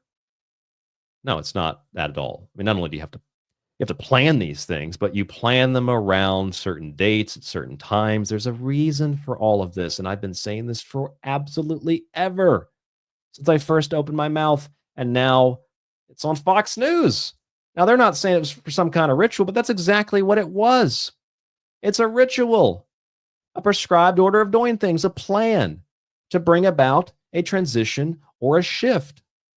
And when the people telling you we have to drop bombs to have peace are perceived as the good guys, that doesn't mean that the bad guys, as we perceive them, have to be the bad guys. We can write them out of the equation entirely and just look at the good guys, we're told, who are bombing people in the name of peace. And we know right off the bat that these are not good people. Doesn't mean the people they're bombing are better people. It just means that this is a magical war, a magical battle. You know that Israel has the Samson option, right? Where they're going to destroy pretty much the entire world if they feel threatened, including bombing American cities, any city, really, Moscow, New York City, whatever. And do you know what today, the date of the attack, do you know what the date is on that attack? June 22nd. Contrary to popular belief, the summer solstice, as it is celebrated as part of a ritual, as part of a Wiccan or pagan ritual, is not celebrated in one day. It's celebrated over a period of 2-3 days. Okay, the summer solstice on the witches' calendar is a 3-day festival, just like Halloween, just like the winter solstice, just like the spring equinox, the fall equinox, and the midpoints between all of them. It's a multi-day religious festival. Okay, and that's really important to understand. It's important to understand because what we're dealing with here is something that goes beyond the usage of a word like ritual. What we're talking about here is a death cult that uses not just Wiccan or pagan or Christian or any other kind of symbolism. They use a mixture of all of it. Because as the Christians understand, and the Christians already believe about everybody else, these people do not abide by God's rules. They do not abide by the laws of the universe. They abide by their own laws. Christians will say, don't practice witchcraft, don't kill people, don't do this and that. But then they support the very people who do these things, the people that reject Jesus Christ as the Savior. Right? He's not the Savior. He's a wicked magician who learned magic by bringing back on his body tattoos and scratches from the priests of Egypt. He was born to a woman who was a whore, who cheated on her husband, and he was a blasphemer, and he shared secrets of the rabbinical elite with the average person, and he claimed to be the Son of God, and so we killed him. That's the counter-Talmudic narrative to the New Testament. Again, I'm not a Christian. That's what these people believe. It's way beyond just, oh, it's a ritual. No, this is an ongoing, yes, Jewish conspiracy. It was going on during the time of Rome, and it's going on during the time of the modern Rome in the United States. Go and look up the witches' calendar and see when the summer solstice is. The summer solstice is listed as June 20th through June 23rd, which means, like I did a show on last week, this attack happened on the winter solstice, on the summer solstice, rather, happened on the summer solstice. Okay, so that means that not only was the initial attack on Iran perpetrated by Israel on Friday the 13th, which has a lot to do with the Catholic Church and the Templars, at 3:30 a.m., which is the witching hour, when you can do some of your best work, and also it's the best time for invocations and ritual practices. And then the American attack on Iran is, even though we organized the first one with Israel, is happening on the waning moon, which is the moon of Hecate, the crossroads goddess, Hecate. She's probably more famously associated with the waning moon than any other deity, but the crossroads goddess of magic and witchcraft. And we know that from October 7th to Iraq, Afghanistan, Syria, and Libya, these are all Jewish holidays. Every one of them. October 7th, 2001, Jewish holiday, the day that the Bush administration initiated operations in Afghanistan. That's magical, isn't it? Well, it's quite literally magical. Actually, yes, it's not just a kind of euphemistic statement. What about March 20th, 2003? Well, that's the Jewish holiday that corresponded to Operation Iraqi Freedom and the lie about weapons of mass destruction. How about October 20th, 2011? Well, that was the Jewish holiday that corresponded with Libya being overthrown with the death of Muammar Gaddafi. What about October 7th, 2023? That's the date when Israel allowed Hamas to attack. What about what just happened on the 13th of Friday at 3:30? Oh, I can't forget, of course. What about that whole operation, in Syria and all that? That was September 22nd. That's also a Jewish holiday. September 22nd, 2014. The U.S. officially intervened in Syria against ISIS under Operation Inherent Resolve. So you think all that's a coincidence? You think all that's just an accident? You think all of that's just, oh, I'm sure that's not what it means. I mean, at what point do we get to finding out in this mosaic, in this pattern, that there is a Jewish elite, just like there's a Christian elite and a Muslim elite that are totally psychotic, and they orchestrate conflicts and war that align with their quote-unquote holy days, which is what they've always done, because you need blood being spilt for Yahweh, or you need blood being spilt for Allah, or you need blood being spilt for your God to protect the God Allah, or to protect the God of the Jews, Yahweh. You got to spill blood for other people's gods. It's all part of the historical record. And now they've got the waning moon. Oh, it's just for the B-2 bombers. Well, sure, yeah, but it's also on another level. It's because of Hecate. It's pretty simple. It's like the goddess of witchcraft and magic, the goddess of crossroads, the goddess of communicating with demons, the goddess of the underworld. It's all part of the plan. And hey, it's the summer solstice, 20th to the 23rd. And guess what, ladies and gentlemen? Do you know who is associated with the summer solstice because he is a solar character? That would be Samson in the Bible, whose little hairs on his head, they represent the sun, the rays of the sun. That big head of hair like a lion's mane, that represents the sun. Oh, so I guess it's probably not a coincidence that Israel called their operation Rising Lion. I'm sure that's all a coincidence too. I'm sure it's all just part of the coincidental nature, the accidental nature of all this stuff, right? Operation Rising Lion, the Lion of Judah, right? And what do they call their nuclear program that is set to destroy the world if they lose? They call it the Samson option. And when are they going to use it? Well, if Israel feels like they're threatened, and Israel feels like they'll lose, then they will destroy the entire world. Okay, Iran doesn't threaten to do that. Israel threatens to do that. Well, they threaten to do it secretly. So Operation Rising Lion, the Samson option, the summer solstice, the waning moon. How much more fucking clear does this have to be? How much more obvious does this have to be?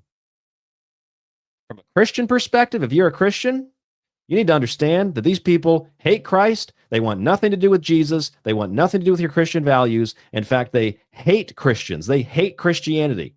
They also hate Islam. They despise Islam. And they will bring about a holy war, just like in Dune, between the two religions. And they will let them destroy each other for their own selfish benefits. And then they will bring about, as that fake Albert Pike letter suggested, real but fake, they will bring about the true doctrine of their actual God. Like they worship something. It's not the God. It's an evil thing.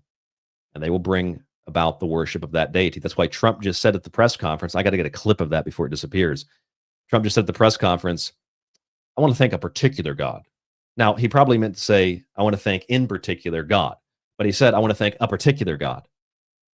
Well, what God would that be? Anybody want to, for extra credit, tell me what God Trump just thanked? Because it ain't Jesus Christ. He ain't no Christian. And I'm not even a Christian. That's what makes me, I have to say it over and over again because I think that's so important. I'm not a Christian. I'm not a Christian. I do not believe that Jesus Christ was the true physical Son of God. I think it's blasphemous to say that. Disagree with me, hate me, turn off the show. That's fine. I don't believe in Allah. I don't believe in Yahweh. I don't believe in Jehovah. But at the same time, I do believe in all of those things because I believe that they are metaphors and they have something to do with us as a spiritual entity in a physical body. That Jesus is crucified on the cross and resurrected. All of us have been resurrected who can see this. So yeah, You can say, well, you reject Jesus? No, I don't reject the internal soul and the temple body, the third eye in between the two thieves, the pillars and the temple of the head, the spine, which is the cross that I'm crucified to with the nails of illusion. No, I don't reject that. But I do reject the physical notion that God incarnated himself into a body. I reject that. And yet I can still see what these people are doing. They are playing on your Christian beliefs. They are playing on the perception about who the Muslims are and what the Muslims want and what the Muslims believe. And they want to bring about a holy war between the two. Iraq was just an hors d'oeuvre. It's funny. I went back and listened to some of Payday Monsanto's music. I know some of you probably listened to his stuff before. That guy's got music from like 20 years ago where he's singing songs. He's like, Iraq was just an hors d'oeuvre.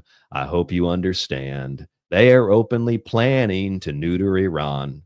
And then it's like, I listened to that. I'm thinking, when did this guy publish this? It was like 2008, 2007, 2006, 2004.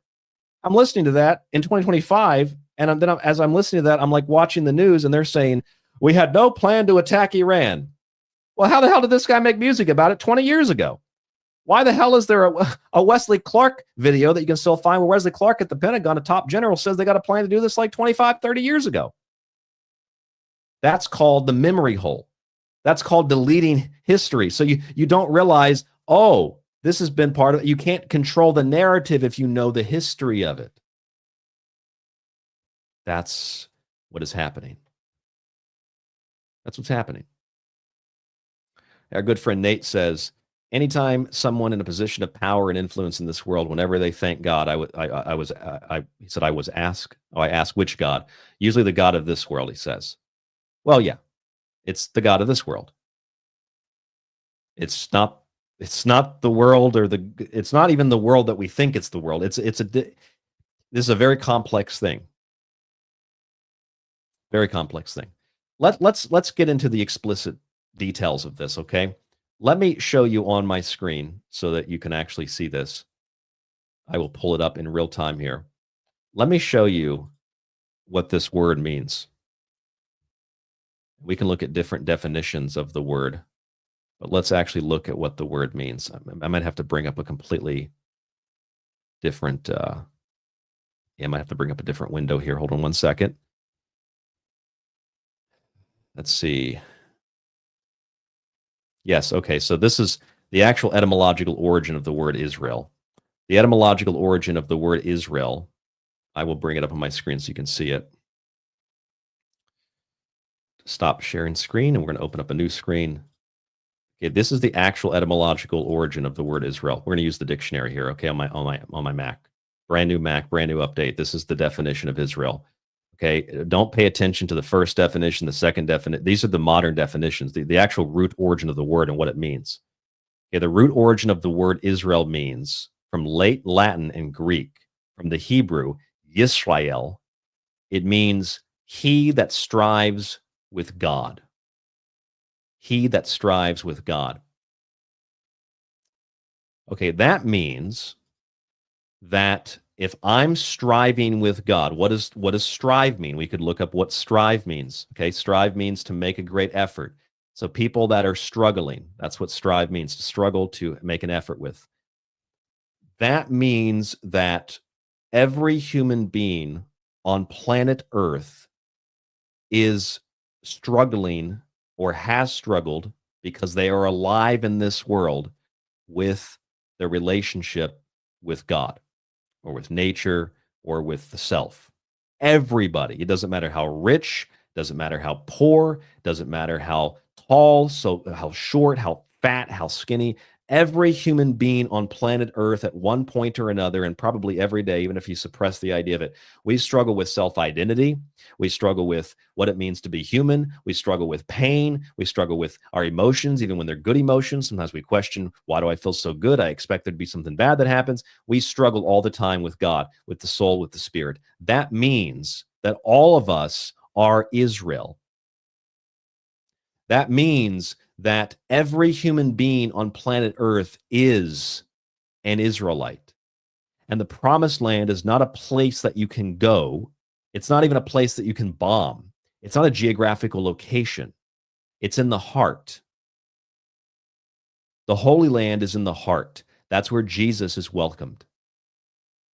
Israel is not a place. Israel means people who struggle with God. Sure, the Jews struggle with God. And sure, the Muslims struggle with God. And sure, the Christians struggle with God. But so do the atheists. One might even argue that atheists are more Israeli than even Jews are. They really struggle with God. They want their own miracles to justify the existence that we live in, which has creative fingerprints all over it, because it's probably the mind of something that we can't conceive of.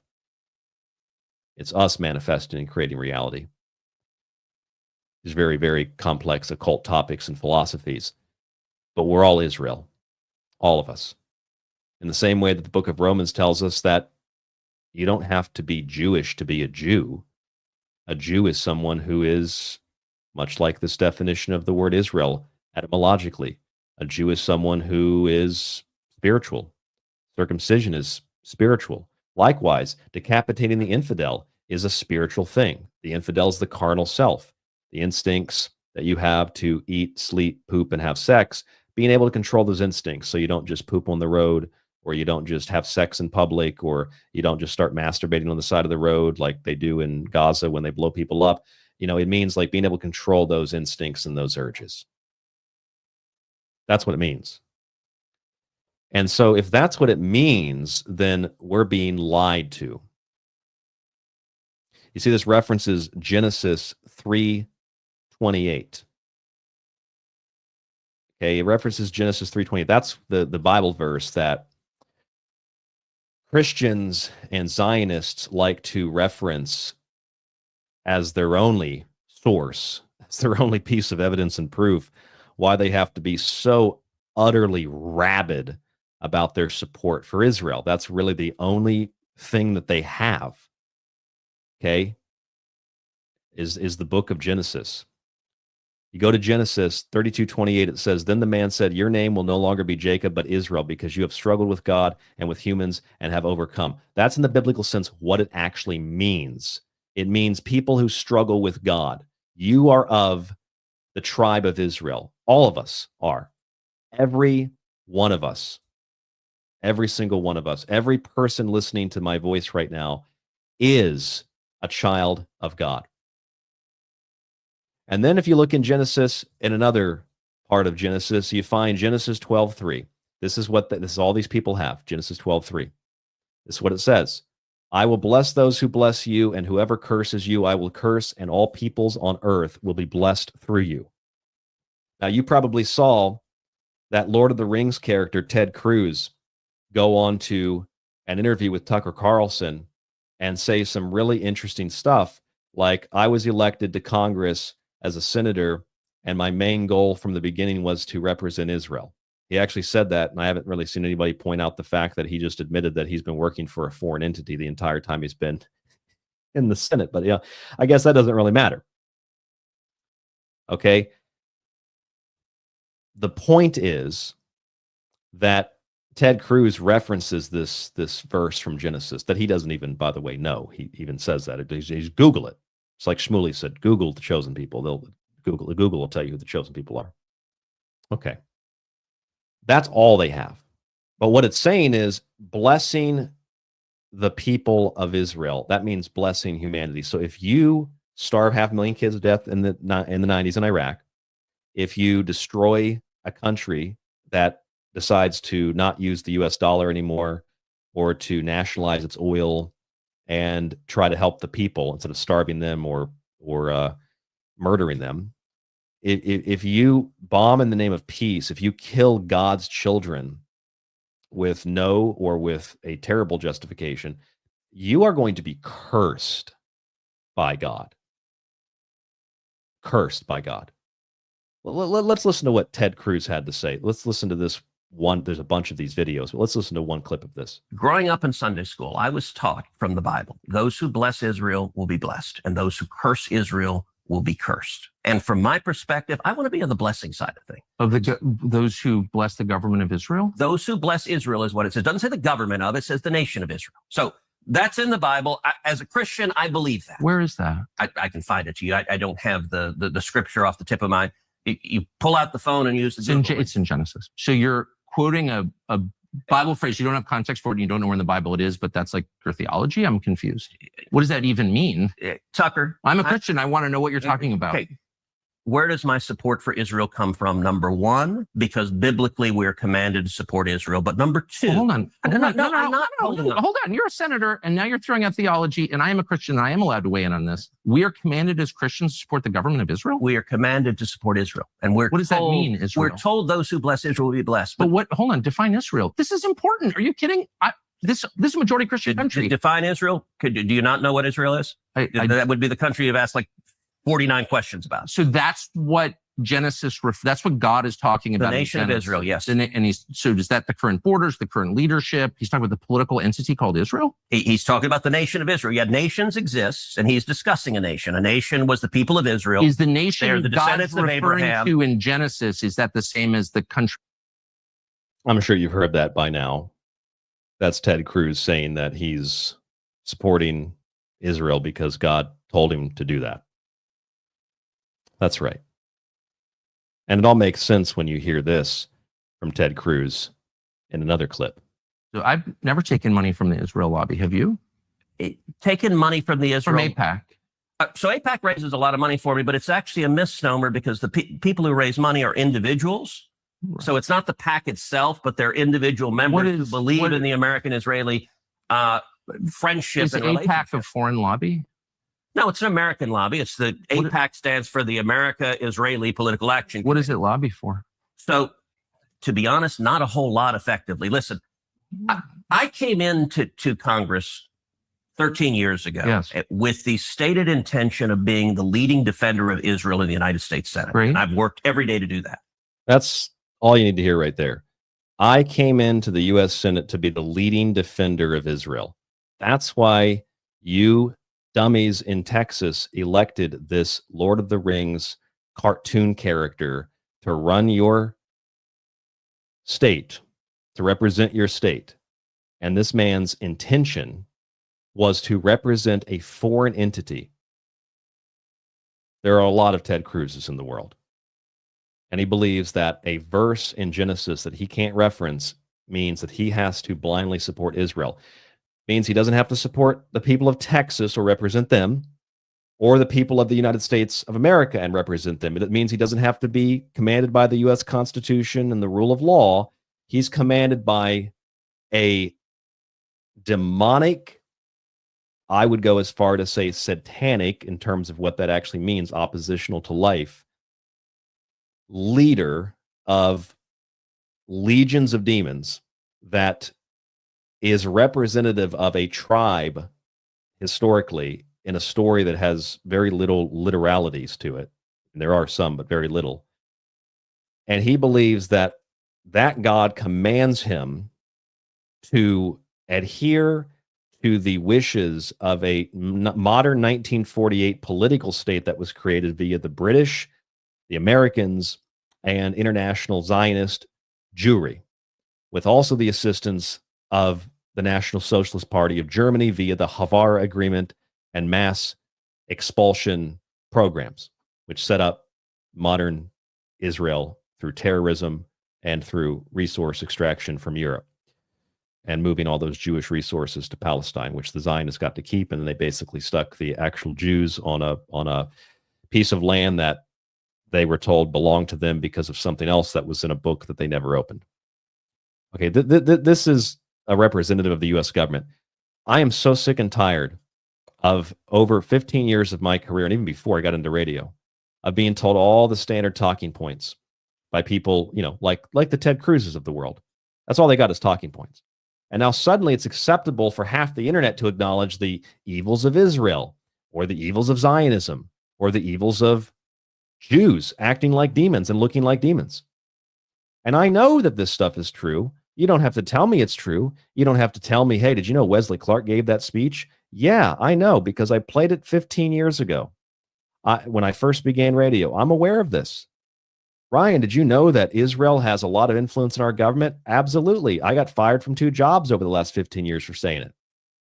The thing is, I'm not a prophet, but it was really, really clear that Russia and Ukraine was not going to bring about a larger war. It was really clear, however, that Iran and Israel would bring about a greater war. At the behest of Israel, the United States would be involved in that, both the planning and the actual execution of it, and Trump would facilitate it.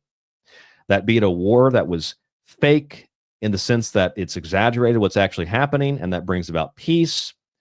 Okay, be it a war or a fake peace in general, they have a fake peace agreement that turns into war, or war that turns into a peace agreement, whatever the case is, a barrier would be breached, and that war would be fought as much as in the mines as it would be fought on the battlefield. And now there's a big explosion of hatred for actual Jews, not Zionists, Jews, which is what I said would happen last year. That when you have people that they're going to begin to realize who's behind a lot of this pornography, hookup culture, mocking Christians, the LGBTQ capital of the world, the pedophilia, the human trafficking, the illegal immigration, the Talmud preaching that there's more than a couple of genders, and that the Muslims, including the supreme leader of Iran, actually supports Christianity and defended Jesus Christ against two gay Jews who mocked Jesus at the Olympics. That's the one that Netanyahu wants to kill, by the way. Okay, now there's this exploding hatred of Jews, which is what I said would happen. And now Jews are going to be directly targeted, and everybody's going to think the Jews. Yeah, there are a lot of Jews who do really horrible things, and they have a mafia, they have a cult. It's a death cult. A member of the U.S. military just got fired for calling Israel a death cult. But the average human being is not responsible for all of this. The average Jew is not involved in the trillion-dollar pay-to-play, trillion-dollar blackmail, sexting, honeypot operations. In the same way that the average Christian is not raping kids in church. Okay, in the same way that the average Muslim isn't strapping a bomb to themselves. Because the Quran forbids it, by the way. And I said that we need to point these things out and not be afraid to say where there is a Jew, that's the Jew. There's the Jew right there, BlackRock, Blackstone. There's a couple of Jews right there that basically run the entirety of all the investment firms in the world. Oh, you can't say that. There's other people that run investment. Yeah, there are, but those are two Jews. And you need to understand that that doesn't mean I hate those people, although I do hate Larry Fink and Schwartzman.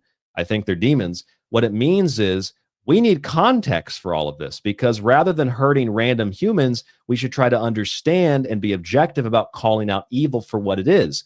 And when we can't say the person that robbed the store was black because it's racism, and we can't say the people that are running the porn, the people that are running the pedophilia, the people that are running the transgender cult, the people that are running the wars are Jews and Zionists that have sold out their own people and God, like Ted Cruz, because he thinks he's going to be blessed. If we can't call those things out, not only do we have a major problem in our society, but that problem actually extends down to the people that are supposedly the Jews in control of everything, because what is going to happen is that now the political leadership in the Jewish communities has additional power because their victim card has been renewed. Now average Jews are going to be targeted like Crystal Knight, and they're going to be the victims that are going to be ignored, and the larger Judaic cult and mafia is going to profit energetically from those people being harassed and assaulted. In fact, I'm sure the Jewish organizations will probably organize attacks on Jewish people and say, look, it's because we're trying to defend the world from Iran that the Jews are being attacked, and we need more power and more money, and we need more censorship. When are you going to catch on to this? They will murder their own people, or rather the fake Jews will murder the real Jews. They will murder Muslims. They will murder Christians. They'll murder Americans. They'll murder Russians. They'll murder Ukrainians. They'll murder anybody. The war is never meant to be won. It's meant to be extended indefinitely. It's acceptable to say some of these things now. You notice that? Oh, suddenly Hitler is famous on X and TikTok, and it's okay to be someone like Stu Peters and look into the camera and act all tough, be like, it's the Jews. It's real. It's all fun now. Everybody can do it because people have lost their jobs like me for pointing it out for so long. And now it's just fun to use the term. You know, you need to stop believing what you read, what you hear, and what you see, The alternative media is as bought off, it's as compromised and controlled as the mainstream media. People ask me, what do you do about all this? What are we supposed to do? I don't know. Thinking would be a really great place to start. And that doesn't mean repeating the talking points. It was a beautiful operation in Iran this morning. No, it means considering all possibilities. This is probably the single most important thing you can do, because modern warfare especially is a psychological battle. All of this stuff takes place in the mind. You don't need reverse speech to listen to Trump say, I want to thank a particular God. What God would that be, Mr. President? It ain't the God that the Christians worship, I can tell you that. All of this stuff takes place in the mind. I've said this for probably 5 to 10 years now, that World War III is a psychological war. It will take place in the battlefield of the mind. That's where Armageddon takes place too, the final battle. All of this stuff takes place in the mind, just like normal reality begins in the mind as a thought form and then manifests into what we believe and therefore into what we do or create or destroy, etc. And yes, you can absolutely say that people should stop hating Jews because they should stop hating Jews, but also questioning Israel is not hatred. And if we are going to say the latter, we also need to say that we should stop hating Muslims and Arabs and countries that we know nothing about, far, far away, like Iran. Iran's so far away, which is especially true when we don't know what's going on in our own backyards. Like I said, Genesis 12:3 is about blessing people who bless God's creation, not about blessing a special master race. Part of that projectionism again, the master race, the master race. No, the chosen master race, the master race to Armageddon. Genesis has nothing to do with modern Israelis or even Palestinians who are more genetically closer to the ancient Israelites. Okay, it's about God's children struggling with God. This means anyone starving, shooting, bombing, etc., people and targeting children as the terrorists of tomorrow and pushing ethno-supremacy, religious superiority, and the like, and then justifying it as being the master, themselves being the master race. These people are guaranteed to be cursed by God, not blessed. And when you claim to be or defend those who claim to be chosen by God, like Ted Cruz does, and all their crimes against humanity, you will be cursed by God. And that's how the Antichrist spirit works. Did you think that God was going to make the end times easy? Going to make it obvious who the good guys and the bad guys were? You think God was going to make it real simple to figure out what was going on? Everybody just wakes up and, oh, I know who the bad guys are. I know who the good guys are. It's really clear. I know who I'm cheering for. The devil will get you to cheer for him. And you'll think you're cheering for God. That's where we are. 2 hours into the show, I want to stop for a moment, and I want to thank all of you for tuning into the show tonight, because I know it is a random show, but it will be in our archive for Monday night, June 23rd, 2025. I really appreciate everybody in the chat. Several hundred people, X, YouTube, Facebook, on very short notice. Let me go through this chat here and see how many people I can pull up. Okay, I already mentioned Nate earlier. Let's see who else we have in the chat. Okay, we have Dub Response. Thank you for joining us. Patriot Girl, Flux, Deborah, Noka, which I believe I'm still pronouncing that right. Early Girl. There's a whole bunch of people here. I have to scroll up. Sean is here. Wow, we have so many. You guys have been commenting in this chat room for, what, 2.5 hours. There's so many comments. Philip is here. Thank you for joining us tonight on The Secret Teachings. Sonam is here. I already said Dub was here. Alma is here. Leonard is here. All right. Anybody else who I didn't mention? I know there's a bunch of other people in the chat. Say hello or something, and I'll mention you. Cheryl is also here. Thank you for joining us. And this is part of the reason we're on the show tonight is because we did not do a show Friday. I was out of town. We did have a news show in Antarctica, if you want to look it up, but it is an unrelated show to tonight's subject. So if you comment in there, I will mention you on the air here again if I did not do that or if I already did earlier, but go ahead and put your name down there. Here's Tim. Tim is here. Tim Curley is here. Thank you for joining us, Tim. All right, so that's basically my initial feelings in regard to what is happening. Now we can go further because, see, I mentioned that thing about AI, and I'm not just saying that to say it. I got some evidence to back it up, some proof to back it up. Let's go through this Palantir artificial intelligence Mosaic algorithm that was used to determine whether or not Iran would have nuclear weapons, and what that has to do with the International Atomic Energy Assessment of those facilities in Iran, which determined that there was no plan to have an actual bomb. And let's just say, even if they did, then here we go again. We have to jump onto kind of a moving walkway here and try to remain stable. Why can't Iran have a bomb? Oh, they're going to blow up Tel Aviv. Well, they've already done that with hypersonic missiles. They don't need a bomb to do that. You understand that, right? They don't need a bomb to level Tel Aviv. They can do that with a missile barrage, which you've seen in the last couple of days. They don't need an atomic bomb to do that. Okay, that's a really important little key point. However, I mean, I don't think Iran's a great, they have a great government. Saudi government's corrupt. All governments are, for the most part, corrupt to some extent. Some are more corrupt than others. But what you are witnessing here is the fulfilling of a scripted prophecy. And in those movies like The Terminator, where you have to press the N or the Y, no or yes, on a computer, and that activates Skynet, like Terminator 3.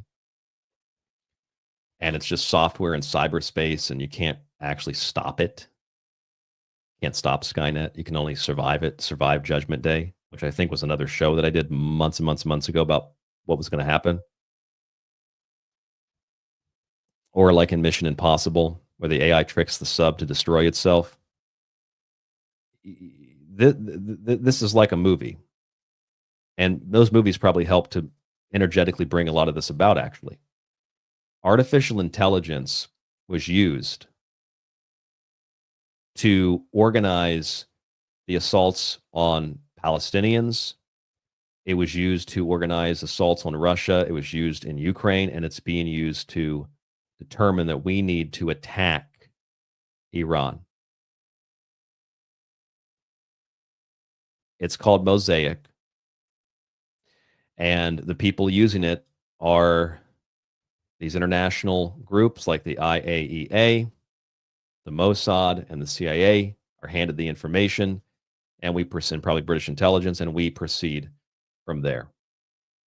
So I bring this back up on the screen for you. Here's the Arms Control Association with the IAEA report, and you can read the report where Israel, which is largely behind this, has misquoted the report where it states no credible indications of ongoing undeclared structured nuclear program. And Israel says they were going to have the bomb. They were going to have the bomb. They were going to have the bomb.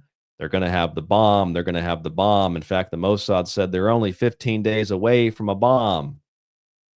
They're 15 days away from a bomb. Here's the New York Times reporting that U.S. spy agencies have assessed Iran and they've remained undecided on having a bomb. So, I mean, this is all the same week. Do we believe the New York Times and U.S. spy agencies like the CIA? Do we believe the Mossad? Like, which one am I supposed to believe here? Do I believe this IAEA report, which is supposed to be the justification for attacking Iran, yet they planned the attack 8 months ago? Like, what exactly am I supposed to believe here? That's kind of the point. We don't know what to believe. In fact, we'll never have the truth. I've tried to keep up with all of this, and I fall behind because there's just too much going on. And then we get a number of reports about this. The artificial intelligence that triggered a war. how Palantir and the IAEA fueled Israel's strike on Iran. You want to read it? You want me to read it? Would you could pause the show and you can read it if you're watching the video? Click the link below if you're watching. Well, actually, I don't think it's in the YouTube thing yet, but click the link below if you're listening to the show in audio form only, because it will be there. This is about Mosaic. I'm going to read you this report from Military Reconnaissance. It's got the links. On June 12th, 2025, Israel launched Operation Rising Sun. That operation, by the way, was carried out and the U.S. helped facilitate that on the 13th of June. Unleashing a fierce air campaign that struck Iran. A lot of casualties as a result of this. And it was all meant to take down the allegations of 9 atomic bombs that Iran was going to have. And Trump was behind the scenes, and we were told that he had all this intel. Well, this is where he got the intel from, okay? Where did it come from? It came from Palantir's Mosaic, a $50 million counterinsurgency grade AI that sifted through hundreds of millions of data points, satellite imagery, trade logs, metadata, even signals and social chatter to forecast nuclear trajectories. Iran says the IAEA chief, Rafael Grossi, handed Mosaic analytics to Israel, effectively weaponizing a UN body, which of course worked for Palantir to begin with. What was Mosaic? Mosaic was built for war. Palantir was built for war, actually. Palantir, co-founded by Peter Thiel, pitched Mosaic to the IAEA as a cornerstone of international nuclear safeguards. It is, on the other hand, because we knew what it was being used for in Gaza, it's a death machine, essentially. Designed to predict intent, like pre-crime. Designed to predict intent, Mosaic analyzes areas like Turkazabad and Marivan, unearthing anomalies now cited in UN briefs. Mosaic's algorithms are proprietary, and non-auditable. Can't speak. Mosaic's algorithms are proprietary and non-auditable. No civil liberties lawyers, no audited trial, just data with no visible source. Kind of sounds like the digital entity in Mission Impossible, doesn't it?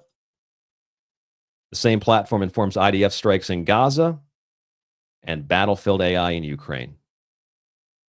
And now it is being used with Iran. On May 31st, the IAEA reported that there was 60% enriched uranium. They warned of a potential 9-bomb breakout. That's the report that I showed you from the IAEA. Although they said there's no credible indication of ongoing undeclared structured nuclear programs. They were supposed to be hiding them, right? And Fox News said they found a secret one out in the desert somewhere, conveniently. The report triggered a June 6th censure, clearing the way for Israel's June 12th, June 13th strike. Mosaic, Palantir, AI was used to determine that Iran might have a bomb. And so that's why we have to attack them. Okay, so in other words, we don't even have to talk about governments or people here. The AI told us that we need to bomb Iran. Now just imagine, in a fictional movie style scenario here, what if Iran did have nuclear bombs? Let's just say that they did. And let's say that they were aimed at Tel Aviv and New York City. Like that even makes any sense, but okay. And the AI said, they're preparing to launch nuclear weapons in the next 30 minutes. You need to respond or it's game over. You know, that mad, mutually assured destruction, like use them or you lose them. And based on what we just saw happen, it's actually quite feasible that that might actually be the next step. That the AI says, look, the Russians just launched nuclear weapons, and all over our radars, all over our little screens, they tell us the Iranians launched, or the Russians launched, or the Koreans launched weapons, nuclear weapons. They're going to hit New York. They're going to hit Tel Aviv. They're going to hit Tokyo. They're going to hit all these big cities. when it's actually Israel that has plans to do all that, but that's a Samson option. And so the U.S. says, well, we've got, 15 minutes here, 20 minutes here. Do we press the button, or do we take a chance that it's just a mistake? And the Russians never fired anything. But see, the Russians are also getting reports from their AI that says the Americans just launched missiles. And so the Russians have to decide, what do we do here? You see how this escalates? These people are not only are they so psychotic and there's no language to really express how evil they are, you just have to show them Duplancy demons. They're relying on an algorithm. The same algorithm that will show you things on Netflix that you're like, I don't like that. I don't want to watch that. That's the kind of algorithm they're relying on. Not to mention the programming of these algorithms so that it shows you specifically things that they want you to see, like TikTok in the US compared to TikTok in China, or social media in the US compared to social media in China. Okay, it's not just that the AI has a form of, almost feels like sentience to it. It's that they can just program call it AI. It's not really AI. That's probably the most dangerous thing we've ever heard. This isn't just like, oh, there's some neocon psychopaths that want to destroy Iran. This is an AI system that was designed by Palantir. A Palantir is a seeing stone in Lord of the Rings. A Palantir is a crystal ball, essentially. Let's just see into the future. Like an Oracle of Larry Ellison, an OpenAI of Sam Altman. By the way, did you see the ChatGPT logo? Somebody flipped it and they mirrored it back on itself, and it creates the Star of David inside of the complex web. Spider at the center of the web. That kind of crazy stuff David Icke's been saying for a long time. That literally, like, there's a Star of David in the web of ChatGPT. I'm sure that's just a coincidence, though.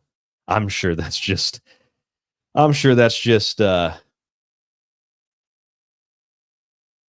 don't know if coincidence is even the right word. Maybe irrelevant at this point. It's just irrelevant. And who invented ChatGPT? Sam Altman. Another gay Jew. Oh, I'm sure it's all very coincidental, ladies and gentlemen, that the gay Jew Sam Altman, the alterer of man, who has that thing called the orb to determine if you're human or not, that guy's behind ChatGPT, which if you take it, it's supposed to make the Star of David. How about I saw that video. It looked pretty legit to me. Let's see if we can actually do that on screen here. I'm going to bring this up on YouTube, and we're going to try to see if we can recreate that. ChatGPT. Let's see. We'll go black and white logo. And we'll type in PNG. So we'll strip the background from it. And we'll see if we can kind of recreate what was on that video. So let me get a screenshot of this. And because I have some stuff on my computer I don't want broadcast on YouTube, like personal information, I will take that off the screen real quick. Let me strip the background from this completely, and then we'll open up a photo editor, and we'll see if we can recreate that. Supposedly creates a Star of David in the middle of a ChatGPT. Remember, Larry Ellison said all this stuff's coming out of Israel, all the big tech. All the big technology. All right, let's go to my editor program. You can watch this in real time. We'll do this in real time. Let's see if we put in a white background, change it to black, and then we'll bring over this. In a way, I hope it works. In a way, I hope it doesn't work, because if it works, it's kind of scary. Doubly scary. All right, can you guys see that on the screen? There's the ChatGPT logo. So let's blow it up here. I think this is all they did to it in the video. You take the normal logo, and then you take the same logo, and you flip it, and it's supposed to create somewhere in the middle. I don't know how they laid it over this, the Star of David. I might have to make it a certain size. Oh, there it is. That's a 3, 4, 6-pointed star. See that? Put the ChatGPT logo together, and it creates. This is just geometry, right? just geometry. I could save that, and I could export that. Let me export it, and then let me open it back up and rotate it so you can actually see the star upright. We will open that up, and then we'll open this up. We'll bring back what we just created, and we'll flip it. There it is. Yeah, I'm sure that's a coincidence too, folks. Isn't that a coincidence too? Is that a coincidence? Is Big Star David in between the Chat GPT? Okay, so here's the new theory. Jews are aliens. They're from space, like Dave Chappelle said. It's called Space Jews. And they're bringing Borg technology to Earth. And if you don't assimilate, you will be destroyed. I'm pretty sure that's really the only conclusion now that we can come to. I'm 80% joking, 20% serious at this point. What would you like me to do with that information? It doesn't make a Muslim symbol. It makes a Jewish symbol, although it's not a Jewish symbol, because these are black magicians. They're not Jews. They're black magicians. And within that hexagram, you have the 4 elements. You have the elements you need to create and destroy, to alter, to manipulate reality. Am I supposed to ignore that? Am I supposed to ignore OpenAI, ChatGPT, Sam Altman's The Orb? Have you seen The Orb? Have you ever looked at what Sam Altman's name means? Samael, the deceiver and the alterer of man. And then here's his orb that determines if you're human or not, based on a scan of your iris that determines if you're 666. These people are the Antichrist, man. They are the spirit of the Antichrist. Al-Tajal. I'm not sure if I pronounced the Hebrew or the Arabic right, but I know that it's Al-Dajjal. I know that's the Antichrist. They also don't believe in usury, but that's a whole nother show. So I'm trying to let things go. I'm trying to relax. I'm trying to not cram every thought I have into every show, because I know as soon as this is over in a half hour here, we're doing a 3-hour special tonight, I know that I'll think, damn, I didn't mention this, that, and the other thing. But I understand that's impractical to worry about that. So I'm trying to do better. I'm trying not to be stressed out about trying to be perfect. But I just showed it to you, ChatGPT's logo, flip it, and it's the Star of David. You might say, well, that's just a clever little thing like the arrow in FedEx. Okay, yeah, but you understand that it's the AI that drove the United States to attack Iran. You understand it's the AI that just showed you that Iran had weapons when our own spies, when the Director of National Intelligence, when the International Atomic Agency that monitors this said that they don't have ongoing undeclared structures, and what they do have has been monitored and inspected. And Trump says, I don't care what the IAEA says, which has been misquoted. I don't care what Tulsi Gabbard says. And now she's went back on what she said because she works for the World Economic Forum. Trump says, I don't care what our spies said. I don't care what our intelligence agency said. Because apparently Trump's listening to Mosaic instead. Mosaic is in control. Mosaic is in power. That's Skynet. And I don't know if anybody understands, including myself, the actual dangers of this. We're not talking about World War III here. We're not talking about total destruction. They don't need that. They need the optics of World War III. That this is a Palantiran box, okay? This isn't an orb. This is a Palantir box. But she has Palantir spheres, and Sam Altman's the orb. This is a Palantir box.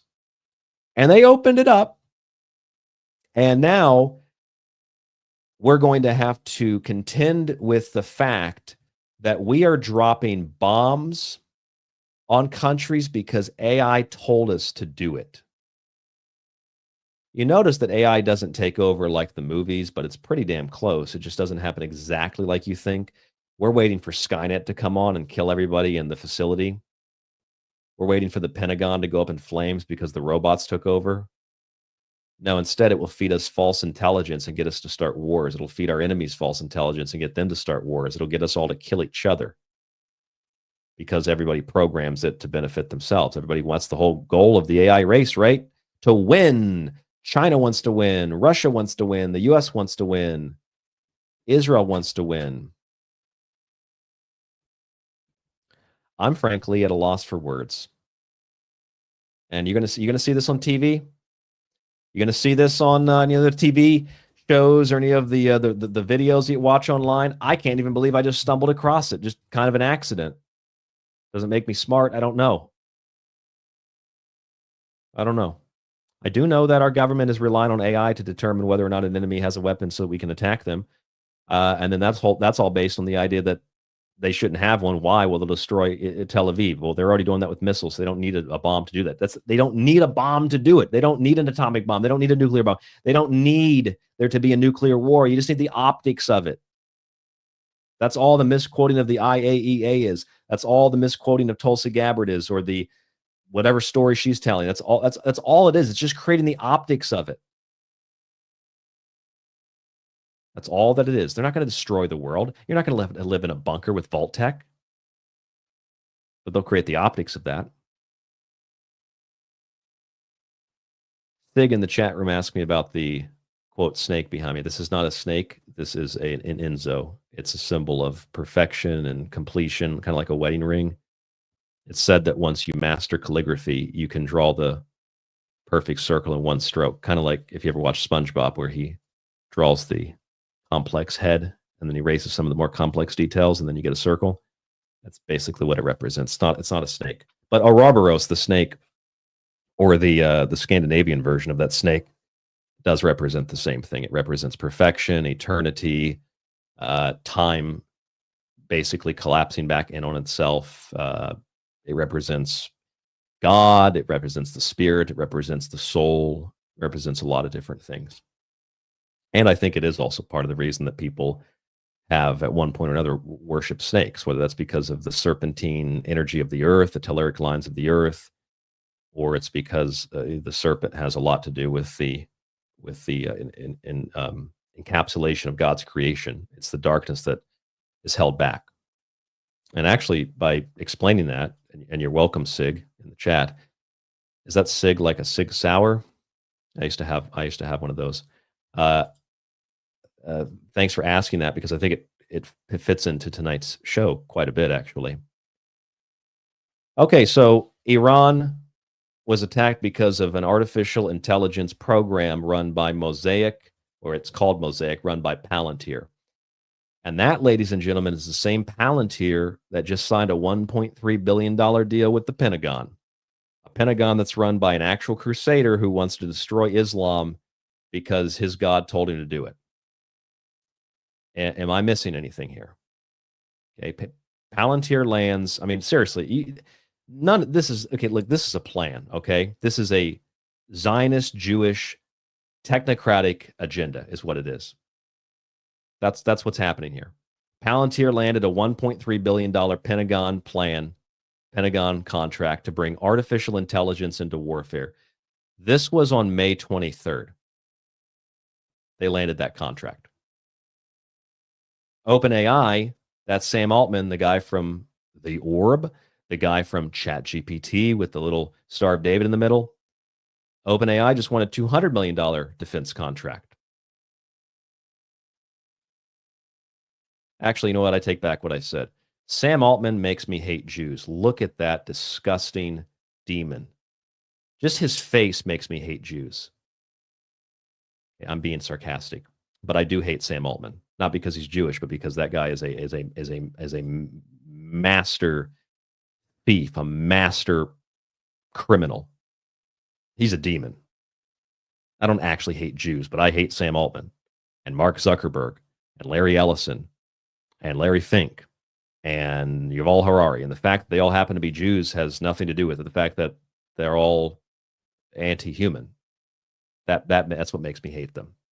To be very clear, although Sam Altman, it makes a pretty good case for what they call anti-Semitism.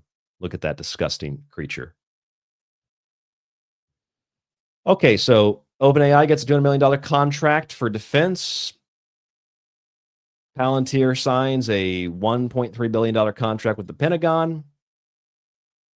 You notice both of these things like just took place, like just happened. Did you notice the date on the OpenAI article, June 16th? The Palantir deal with the Pentagon was May 23rd.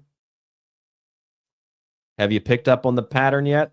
Have you picked up on the Mosaic yet? Why does that matter, those two dates? Well, we could go all the way back to last year when Alex Karp said, oh yeah, they're gonna have to fight a war for us in Iran and China and Russia. Pretty convenient that he was able to predict that, isn't it? Pretty convenient that he was able to make that statement. Pretty convenient if you believe that it's all just kind of, he's able to predict it because he's got AI. No, he's able to predict it because he programs the AI to do what the agenda is. I know that because the agenda's been that way for 30-something plus years. That's how we know it. Okay? Alex Karp knew because Alex Karp was part of the plan, and he's the guy that runs Palantir. Okay, so we know about that war because Alex Karp told us. I knew about it because Mary Madison gave Trump $100 million. Okay, you want to look at these in order here? Here's August 17th, 2024. And this article in particular wants me to sign in, so I'm going to go and use this website to access the article in the archive form. All right, now we have access to the article. The U.S. will very likely fight a three-front war against Russia, China, and Iran. And then here's his company getting a contract with the Pentagon on May 23rd. And then we have the Iranian attack, or rather the Israeli attack on Iran. And then on June 16th, OpenAI gets a $200 million defense contract. And then we learn about this. The Army launched Detachment 201, an executive innovation corps to drive technical transformation. And guess who was appointed to the 201 detachment? 4 new Army Reserve Lieutenant Colonels. Shyam Sankar, Chief Technology Officer at Palantir. Andrew Bosworth, Chief Technology Officer at Meta. Kevin Well, Chief Product Officer of OpenAI, and Bob McGrew, Advisor of Thinking Machines Lab and former Chief Research Officer for OpenAI. Okay, in other words, this isn't just a long-standing plan. This is a revamped long-standing plan. They knew we were going to fight a war. They got the contracts for it. And then the war was launched. And then Trump appoints people from Meta, OpenAI, and Palantir to lieutenant colonel positions in the U.S. military. We are fighting a technocratic battle. We are fighting a holy war. And you ain't seen nothing yet. I'm not making predictions because predictions are kind of silly. Some things can be predicted because they're part of the plan, and that's just where things are going. I don't know what's going to happen next. But I know that no matter what happens next, there will be a specific way in which it's spun, and the spinning of it's going to go like this. Eventually, there's going to be some form of peace. And when there's some form of peace, all the people that are delusional are going to say, see, Trump brought peace. And they're going to forget the whole thing about what has happened or that Israel started it. And they're going to say, that's what you get, Iran, which I've seen that online. That's what you get, Iran, for letting Israel attack you, is essentially what they're saying. It's like, that's what you get for Israel attacking, but they attacked them. Well, they had weapons. They were going to have weapons. And then we're just back in that circular logic again. And how many narratives are there? There's so many I can't keep up. I don't know what the story is going to be tomorrow. It's just every day there's a new version. Every day there's another. It changes again. You know, we have no involvement, right? Israel bombs Iran. We have no involvement. Then we're not going to get involved. And then people say there's going to be a false flag on the Nimitz. I said, that's stupid. That's not going to happen. And then it's, oh, well, it's 2 weeks. And then we bomb Iran on a waning moon to the goddess Hecate of magic and witchcraft. And we do it on the summer solstice.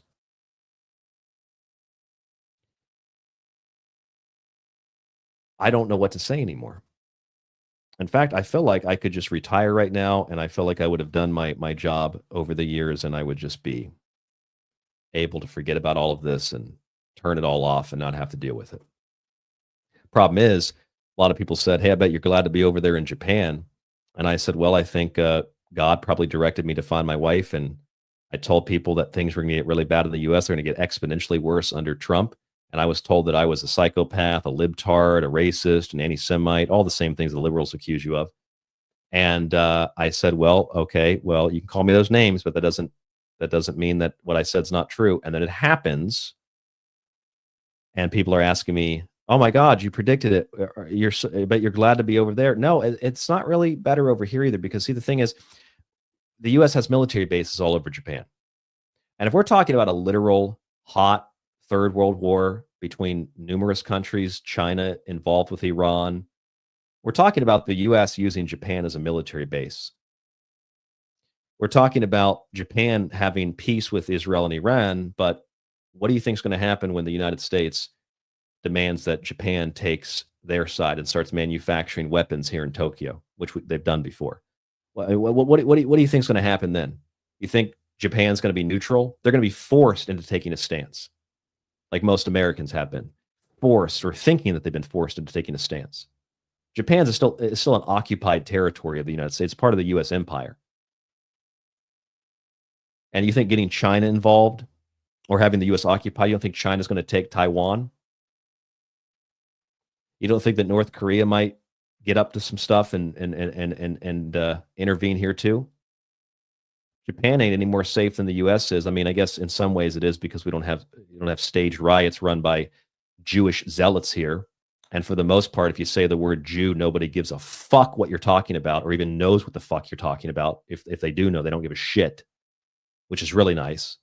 You don't have to hear about the Holocaust every day. You don't have to hear about how Jews are special every day. You don't have to hear about how, if you're a Christian, Jews are still more important than worshiping Jesus. You don't have to hear about how Jews are oppressed. Nobody gives a fuck about Jews in Japan. That's one of the nicest things about living here. Hearing my wife tell me, what is a Jew? I was like, I love you. I exactly. I don't give a shit. I don't care. I'm so tired of hearing it. They create the anti-Semites. They create the anti-Israelis. They create the anti-Jews.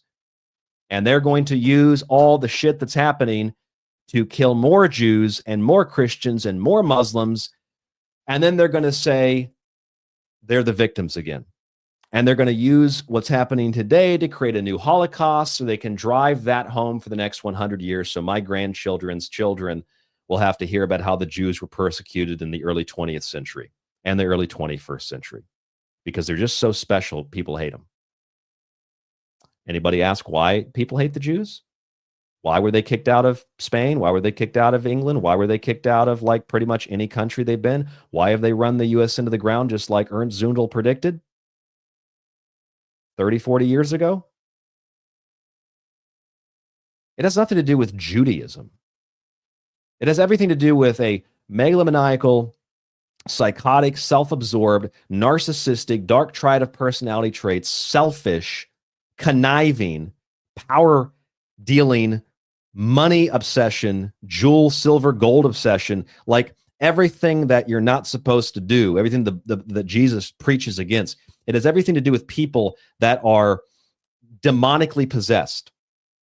Nothing to do with Judaism. If you saw somebody every day running around screaming, I'm the best person here, I'm number one, you get really tired of that person. Every day you go to work. You work in an office, you work in a store, you work in, out in nature, wherever you work. But your friends who work there, or the manager, people just come in every day and they just tell you, hey, by the way, I'm the best person here. You are inferior to me. I am better than you. And then they sit in their office all day and don't do anything, you know, those kinds of managers, you'd hate them even if they didn't tell you they were the best. You'd really hate those people. Even if someone just came into work every day, just didn't do anything and got away with it, you'd hate that person. You wouldn't hate them because they're whatever they identify as. You hate them because they get off and don't have to do anything. And you get paid the same amount or less than they do, and they don't do shit. You'd hate that person. Now, if they come in every day and tell you, hey, by the way, I'm special, I'm unique, you have to worship me, I'm going to go to my office and get paid 50 times what you get paid, and then you have to do all the work for me, you'd probably revolt. And that's the Jewish supremacy and the ethno-supremacy that we've seen for hundreds, in fact, thousands of years. In fact, it's not just a Jewish thing, it's a Christian thing too. The Christians did the same thing in Rome. The Christians marched into Rome and said, we're the best. We created a new covenant with God. God loves us now, not the Jews, and you have to worship us. And when they didn't worship him, they burned the museums and they burned the temples and they burned the scrolls and they attacked Roman officials. And the Christians did the same exact thing. Anybody ever ask why the Romans hated the Christians? Because Jesus was just Jesus. No, that wasn't it. Wrong. Why did they hate the Jews? Because the Romans were just evil white people. Have you seen the size of the Roman Empire? Have you seen how far it extended into Asia and into Africa? It wasn't a white empire, you dumb motherfucker. And white people didn't build Western civilization. A whole variety of different people, yes, including people with light skin, built Western civilization. Just like if you said, hey, by the way, Asians built Eastern civilization. Well, what Asians are you talking about? Because technically, Iranians are Asian. Persians are Asians. Indians are Asians. I mean, hell, for that matter, Australians are Asians in a sense. I mean, they're in a different part of the world, but like they're on the eastern part, right? Where do you divide the line? Technically, if you divide the line in half, I mean, virtually the entire Middle East is Asia. What am I supposed to do here with this information when I learn it? Ignore it? Why do you think the Romans hated the Jews? Well, they didn't actually really hate the Jews. They didn't really hate the Christians either. It was the Jews and the Christians that were just rabid and tried to overthrow Roman institutions. So yeah, the Romans dealt with it. I understand why the Romans did what they did. But we just hear the history. The Romans persecuted the Christians. And the Christians actually took that from the Jews. The Jews were like, oh God, it's a Shanda, we're being attacked. And it was like, no, you're the ones that revolted. Because they wanted everybody everybody had their own religion. You could practice whatever you wanted. Freedom of religion in Rome. And the Jews didn't like that because they were special. They revolted. The Romans responded. It was a shanda.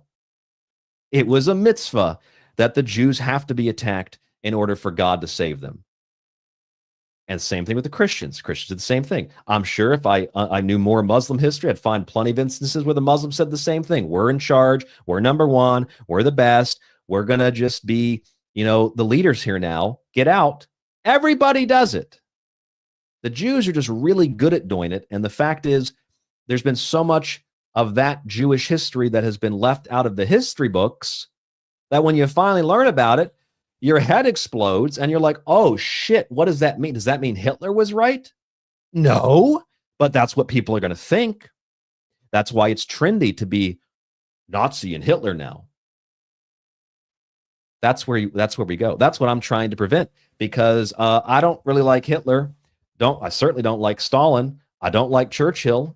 It's weird that Churchill pointed out the same thing about the Jews Hitler did, and he doesn't get destroyed historically or lied about like Hitler does. Like, you understand, I don't give a shit. This is not my war, my battle, certainly not my holy war. I don't care.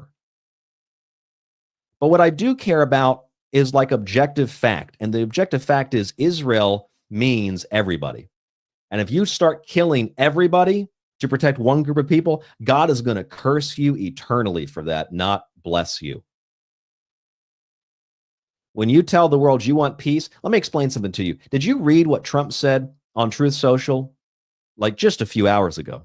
What he posted and what he said over and over again?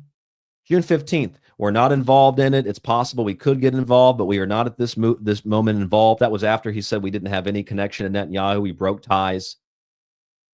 Then he said, based on the fact that there is a substantial chance of negotiations that may or may not take place with Iran in the near future, I will make my decision whether or not to go to war with it or go to war with the next 2 weeks. And then it's like a few hours. Did you hear what he wrote on social media? He wrote this: "We have completed our very successful attack on the 3 nuclear sites in Iran, including Fordo, Natanz, and Esfahan. All planes are now outside of Iran airspace. A full payload of bombs was dropped on the primary site, Fordo. All planes are safely on their way home. Congratulations to our great American warriors. This is not another military, or there is not another military in the world that could have done this. Now is the time for peace. Thank you for your attention to this matter," while simultaneously threatening to bomb them again if they don't come to the Israeli terms of peace, which are different than the initial peace terms they were supposedly working on, where the U.S. was lying in order to get them to feel comfortable so they could bomb them. Now is the time for peace after you bomb. That's that whole thing. Like, again, war is peace. Let me explain something to you. You can't have peace when simultaneously your country is doing stuff like this. This is why I know Trump doesn't work for the American people. And this is why I know that he's lying. And I don't think he's even posting this stuff. He's reading a script, just like Bush did. Because here is the Haaretz and Reuters reporting that the U.S. is warning other countries against supporting a 2-state solution. That's not Iran. Yeah, it's not. It's with Gaza. This is the same Trump administration that wants to, and in fact, the entirety of the largely conservative base that wants to put boots on the ground in foreign countries that want to prosecute and persecute war criminals. Oh, okay. And like, this is the same Trump that refused to sign the G7 peace agreement, which is just a resolution. It's basically worthless. It's like a statement of fact of like, we want peace. And Trump refused to sign it. So you can't sit there and tell me this is the president of peace who lied to start a war. And then who says, well, if you don't capitulate now, we'll just have a bigger war and it's not our fault. No, it is your fault. He wouldn't sign the peace thing at the G7. They supported invoking the Hague Invasion Act to physically invade countries that supported prosecuting Netanyahu.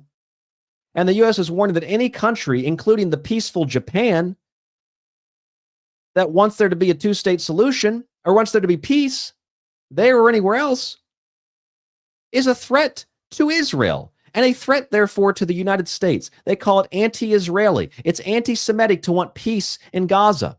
It's anti-Semitic to want peace with Iran. There will be no peace. How many times have I played you that Independence Day clip? What do you want from us? The president asks the aliens, and the aliens say, die. And then he says, can there be a peace, a truce between our two peoples? And it says, no peace. They're demons. There's nothing. That's the end of it. That's the end of the discussion. They are demons. That's where we are. You can't threaten other countries who want peace, who want to prosecute war criminals, who want there to be a 2-state solution to just get this fighting over with. That's thousands of years old, ultimately, but hundreds recently, 100 and change, or almost 100, roughly 100. Like you can't say that's not peace. It's war is peace. There's a huge difference. Okay, that's war is peace.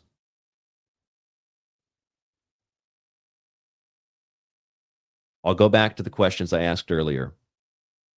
Why can't Iran have a bomb? Why? Well, they'd attack the U.S. or Israel. Okay, but you don't need a nuclear bomb to do that. You can devastate an area with hypersonic missiles alone. Missiles, by the way, that were only launched at Tel Aviv because Iran attacked first. An atomic bomb is fear propaganda. And if one does go off, it's very likely Israel detonates it out of their own arsenal to justify the optics of, well, what we're going to have to do now. But I also said you don't need to even do that. You don't even need to have the physical bomb go off, because all you have to do is make up some story about weapons of mass destruction. It worked the first time. It worked this time. It's utter nonsense. By the way, I told you that there's a reason that these people hate America. Let's look at some of the reasons why they hate America. Remember when Iraqis were burning Bush effigies? Why do you think they were burning Bush effigies? Why do you think that was? You think they were burning Bush effigies because Bush wasn't a great guy or something and had nothing to do with the wars? He just was like a bad guy. Okay, why do you think that these death to American chants have been shown over and over again in the news? Here's one. Okay, this is the supposed annual rally in Tehran. And they have to make sure there's a sign that says down with the U.S. They have to have that sign right there. The photo, probably one sign, the photograph of how down, it's in English, so you can read it. And you know, oh my God, they said down with the USA.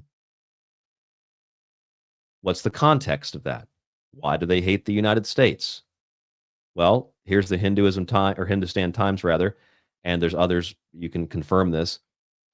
Okay, a video showing Iranian parliament members chanting death to America while burning the American flag resurfaced on social media. Here it is. They show you that picture. Oh my God, they're burning an American flag. Oh my God, oh my God, oh my God. Why are they doing that? Well, the video from 2018 shows Iranian lawmakers demonstrating against President Donald Trump's decision to pull out of the 2015 international nuclear deal. The MPs had staged a protest chanting death to America. At the time, Iran's parliament speaker, Ali Larijani, said, if Europe and important countries like Russia and China fill this international vacuum, perhaps there will be a way to continue. Otherwise, the Islamic Republic of Iran will bring them to their senses with its nuclear actions. That's their threat. There wouldn't have been a threat if they didn't pull out of the nuclear deal. Now you can say, well, that nuclear deal was stupid. How do you know that? Because Trump said it? What was the reason that Trump said it was stupid or that it was dangerous? Or the whole argument against the Iranian deal that Obama, quote unquote, orchestrated was that it was too lenient. You know why it was too lenient? Because the Zionists and the Jews didn't like how Iran was able to basically have sanctions relieved in exchange for not manufacturing those weapons. That's it. They just thought it was too lenient. Because to these people, unless Tehran is leveled and glassed, it's too lenient. And even then, it's probably not lenient. It's probably still too lenient. That's the main argument. Okay? Because reducing uranium enrichment levels in exchange for releasing the sanctions on the country, that was part of the deal. The opposition to it was it's not harsh enough. That's why Trump pulled the U.S. out of it. Not harsh enough. And then Iran said, okay, well, how many times can you lie to people and deceive people and manipulate people who, even if they're not good guys, you have a discussion, you have a debate, you have some diplomacy. At some point, if you keep doing this to people, they have every right in the world to chant death to America. They have every right in the world to say, we'll build a bomb. I think they're just like little children. They don't know what they're doing. If they did, they would have already had one. And if they were going to use it, they'd have already used it. The same stuff they tell us about Putin. He's going to attack. He's going to invade Europe and take over all of Europe. Well, that's what Israel wants to do. Well, they've already done it essentially, but they blame it on the Muslims. They're going to take over all those Middle Eastern countries and Ukraine as well. But they say, no, Putin's going to do that. And it's the same kind of a thing with Iran. Iran's going to blow up New York City. Well, couldn't, or Tel Aviv at the least, couldn't they just do that without a nuclear bomb? Of course they could, but that doesn't get the fear drummed up, does it? Doesn't make people frightened enough or scared enough, does it? You got to really shock people with the bomb, the nuclear bomb, the Cold War, it's back. So why do the Iranians hate us in the most recent chant of death to America that was publicized? It was because the U.S. pulled out of the deal, a deal that was already done. And now the U.S. said, let's have peace talks, and then bomb them and killed the top negotiator during the peace talks, which, by the way, also Japanese media is reporting that too. It's not my imagination. I mean, you don't have to be a supporter of Iran, and things don't have to be that black and white to know that if they're bad, the U.S. is also bad. We'll just put it on even ground. They're both bad. Because, I mean, yeah, Americans are happy to chant death to Iran. Americans are happy to chant death to Muslims. Look at Hegseth. Americans are happy to mock Muslims. They're happy to let Jews mock Christians in movies, but not say anything about it because they'll be labeled as an anti-Semite. They're happy to watch the world burn so long as it's not happening in our backyard, right? Because Iran's so far away. Iran's so far away. I don't have to deal with the consequences of that. And then they tell you there's sleeper cells. They're going to detonate bombs in the U.S. What, the bombs they don't have? Seriously, wouldn't they have used the damn thing by now? Wouldn't Putin have already invaded all of Europe and started another war? Wouldn't the Iranians have just already nuked Tel Aviv if they had it? How many days did they have to launch the damn thing? They didn't have it. And if they wanted to have it, they could have had it. My God, their allies are China and Russia and other nuclear powers. And why can't they have one anyway? Why do they chant death to America? Does anybody ask these questions? Seriously. Well, AI is responsible for it. AI brought us to this point. Palantir, they got the defense contracts. They're doing it in Gaza. They're doing it in Ukraine. They're doing it in Iran. That's really that should be the last word on it. We've reached a point of no return. That's pretty much it. No, that doesn't mean the world's going to get destroyed tomorrow. But now we're talking about prophecy. Now we're talking about, sure, absolutely ongoing wars and occupations and skirting Congress and the Constitution and, it's the War Powers Act and trying to justify everything that's happening as, it's had to be done for peace, war is peace, from slavery, ignorance to strength, right? The fact that they did it on a waning moon, the moon of Hecate, and they do it on the summer solstice, and you got the Samson option, and I'm sure all that's a coincidence, and so are the Iraq, Afghanistan, Syria, and Libya, and October 7th, wars, conflicts, battles, overthrowing of governments, aligning with the Jewish holidays and the blood rituals of all that. I'm sure all that's a coincidence. And I'm sure that a lot of people are really happy because their perceptions of Muslims have been proven right again. Those Muslims lied, not the Americans or the Israelis, not the Christians, not the Jews. They don't lie. Just Muslims lie. Did you see that professor on Sky News where he was talking about? He said, you say that. In fact, I should bring this up and play this here. We're basically at the end of the show. I think I've said everything that I need to say. The AI thing was the most important. They got this professor on Sky News, and he is talking to the Sky News reporter. I think maybe she's interviewed him more than once. And he's asked about how women are suppressed and women are held back and they're treated poorly. And he says back to the woman, he's like, well, I mean, from our perspective, you're the ones that sexualize women. You're the ones that sell women's bodies. You're the ones that do this, and the other thing. And I know that people don't like to hear that, okay? But that's the truth. Perspective matters a lot. Perspective matters a whole lot.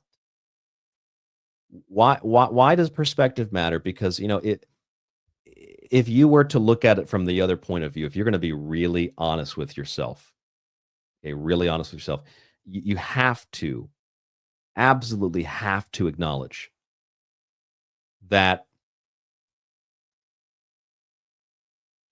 if you're going to be honest, that other perspective is as valid as your perspective is. Just as valid.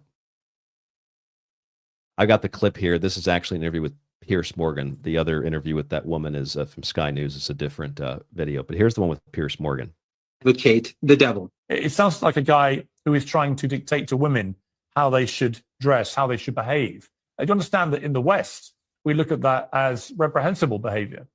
No, in the West, you objectify women, you commodify women, and you sexualize women, and you have Epsteins and many Epsteins who control. Well, we give women the freedom to dress how they wish. Why would you decline them that freedom? We in Iran, we have women pilots, we have women scientists. My boss at the University of Tehran, the dean of my faculty is a woman. For the 21 years that I've been an academic at the University of Tehran, 17 and a half of those years, the dean of my faculty was one woman or another. Don't misrepresent Iran. It doesn't work anymore, Pierce. Your Western empire is on the decline. The whole of the global South is witnessing the crimes that are being carried out by your regimes. And your declining regimes are now despised by your own people. You're crushing people, students who are protesting genocide. You're not even crushing students who are protesting your own government for something that they're doing at home. You're crushing students for protesting genocide in another country, but you can't tolerate that. And your media is controlled by a group of rich people. They control the narrative, and you call that a democracy. Your choice is either Hillary Clinton or Biden or Trump. And then when that decision is made, the whole of Europe, Canada, the UK, Australia, and New Zealand fall in line as good soldiers. You don't have democracy. I think that's pretty damn accurate. And you don't have to like Iran to understand or agree with that. It's true. In the West, we commodify, sexualize, and we abuse women in totally different ways. And it's all, once again, based on the idea that all these Iranian women, all these Muslim women, they wake up in the morning, they get beat by their husbands, and they have to put on a trash bag, and then they go down to get a goat for their husband to have sex with. It's just this disgusting, I'll tell you what it is. It's disgusting Jew propaganda is what it is. That's all that it is. It's the same Jew propaganda that when you watch Hollywood movies, they mock Jesus, they mock Christ. When you watch the Olympics, they mock Christ, and it's the supreme leader of Iran that comes to the defense of Christianity and Jesus, while the Jews sit back in their self-righteousness and say, the guy that ran the Olympics said, anybody who says that I hated Christ, I'm going to sue them with my Jewish lawyers, another gay Jew, or Barbara Bush, that fat lesbian, what she calls herself, a queer Jew activist who played Jesus and mocked him at that Olympics event. And like the Jews mock the Christians, they mock the Muslims. That's where all this stuff, that's where all it comes from. It's undeniable. It's Jewish media, it's Jewish entertainment, or lack of entertainment. It's really just fixing your gaze, which is what entertainment means. It's Jewish control. Japan says it. Iran says it. Every country on this planet says it, except the United States just can't understand this because, like Ernst Zundel said, the United States allowed Jews to find a safe haven here, and we allowed them to make us a lot of money, and we allowed them to take control of our government and Wall Street and the banks and the media, because we're so terrified of being called names. And people think Americans are like hardcore, and we are in a way, but Americans are also fucking pussies. And we're so scared, or because of the Christianity here, we're so terrified of not protecting the chosen people because we'll be cursed by God, that we will murder people and we'll slaughter children and say, look, I'm being blessed by God. No, you're going to be cursed by God. Zundel was right. He said you're going to see Weimar Republic conditions in the United States of America if you allow these Jews to remain in the positions of power that they're in. If you don't call out their power broking, their meddling in every political, every legal, everything in society, this is what's going to happen.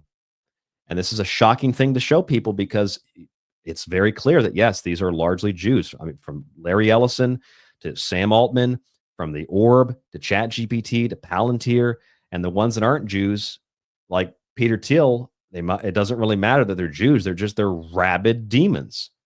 Most of them just happen to be Jews, but not all of them are Jews. A lot of Christians too. A lot of atheists, a lot of agnostics, a lot of people that are just outright Satanists. And if you can call out Satanists and Christians and Muslims and everybody else, you should be able to call out Jews. If you can't, that means that Jews are in control. If you can't call them out and say something without there being consequences, then yes, that means Jews are in control. That's what it means. It's plain and simple. You know that if all these companies were Muslim companies, you absolutely know 100% that Americans would be happy to engage in that jihad to stop these damn Muslims from controlling all of our agencies and media. But if they're Jews, then we got to protect them. No, Americans are too cowardly and pathetic and spineless to say what the truth is. Americans are too cowardly and pathetic and spineless to admit Oh, I got duped again. I had some woman on Facebook who I don't know how long I've been friends with her, but she told me, she said, I hope you get drafted and go have to fight in Iran. You hate America. It's like, okay, so first I said that it was Israel that tried to quote unquote kill Trump. Then I said they gave him $100 million. Then I said they planned the attack on Iran 8 months ago. Then I said that they threatened the U.S. with war with Iran, Russia, and China. Then, in the middle of all that, there was another assassination attempt, and they blamed it on Iran with no evidence, no proof. Then I said that Trump, with all of his cabinet members, are going to take us to war in Iran, not with Ukraine and Russia. That's a distraction. Then I said the Nimitz was just a big joke. There's not going to be an attack on it. They don't need to attack it. And then we attacked Iran, and there's all these occult overtones and undertones as well on top of this. And then it's, well, we didn't have any involvement with the Israeli attack, even though we facilitated it. We didn't do it, but we facilitated it. But we also didn't do it. But it was a beautiful attack, and it was beautiful coordination to pretend like there was a feud between Trump and Netanyahu. Then it was, we have to maybe get involved because they kept telling us that story of, oh, they've got these facilities. We have to have these heavier bombs. And then the B-2s leave, and then all the cargo planes leave, and then, oh, they're going to do it, but they're not going to do it. We need 2 weeks, and they bomb them without the 2 weeks. And then every step of the way, these people just keep stepping back and back and back. And every time I say that this is going to happen or is happening because I'm reading it in the news, they tell me, you're an anti-Semite. You hate Trump. You hate America. No, Trump hates America. You hate America. Jews hate America. They're parasites. They're little monsters in the body that dig into the the core of the chest, and then they explode outward like the xenomorph does in Alien. That's what Israel is. That's what the Jewish influence in this country has always been.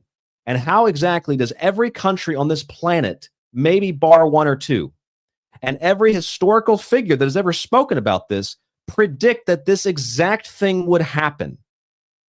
How? But the U.S. is the only country that just doesn't seem to know it, that can't seem to get on board with it. That means that in the same way that radical death cult Judaism is a threat to actual Jews and Israel,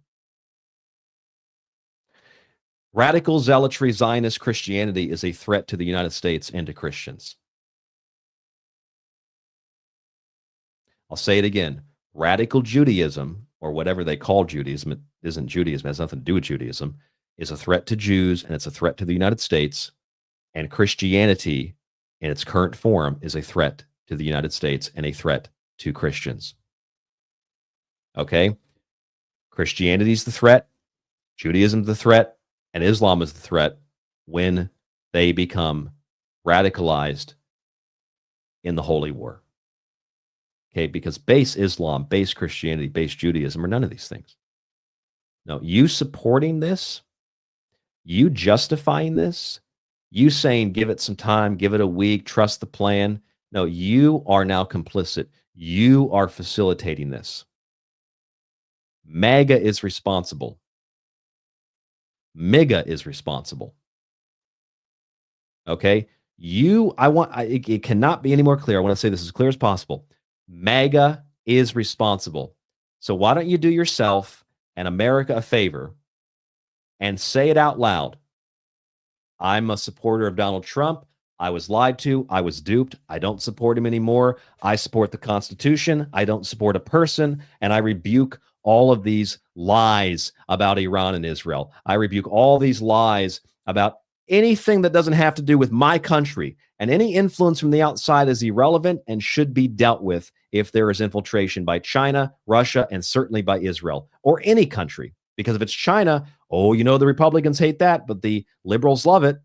And if it's Russia, oh, you know, the liberals don't care necessarily unless it's Russiagate, but the conservatives get really upset about that. The liberals, everybody gets upset. A little bit here, a little bit there. The conservatives get more upset about, you know, China and the Chi-coms. This is, you're responsible for this. Admit you're wrong, okay? Get on your knees and pray to the God that you worship and say, I was wrong. I was manipulated. Because here's the thing. If you don't admit that, then somewhere up here, okay, these people are going to convince you that Trump is the Messiah. Mary Madison already said it. They're going to convince you that he's the Messiah.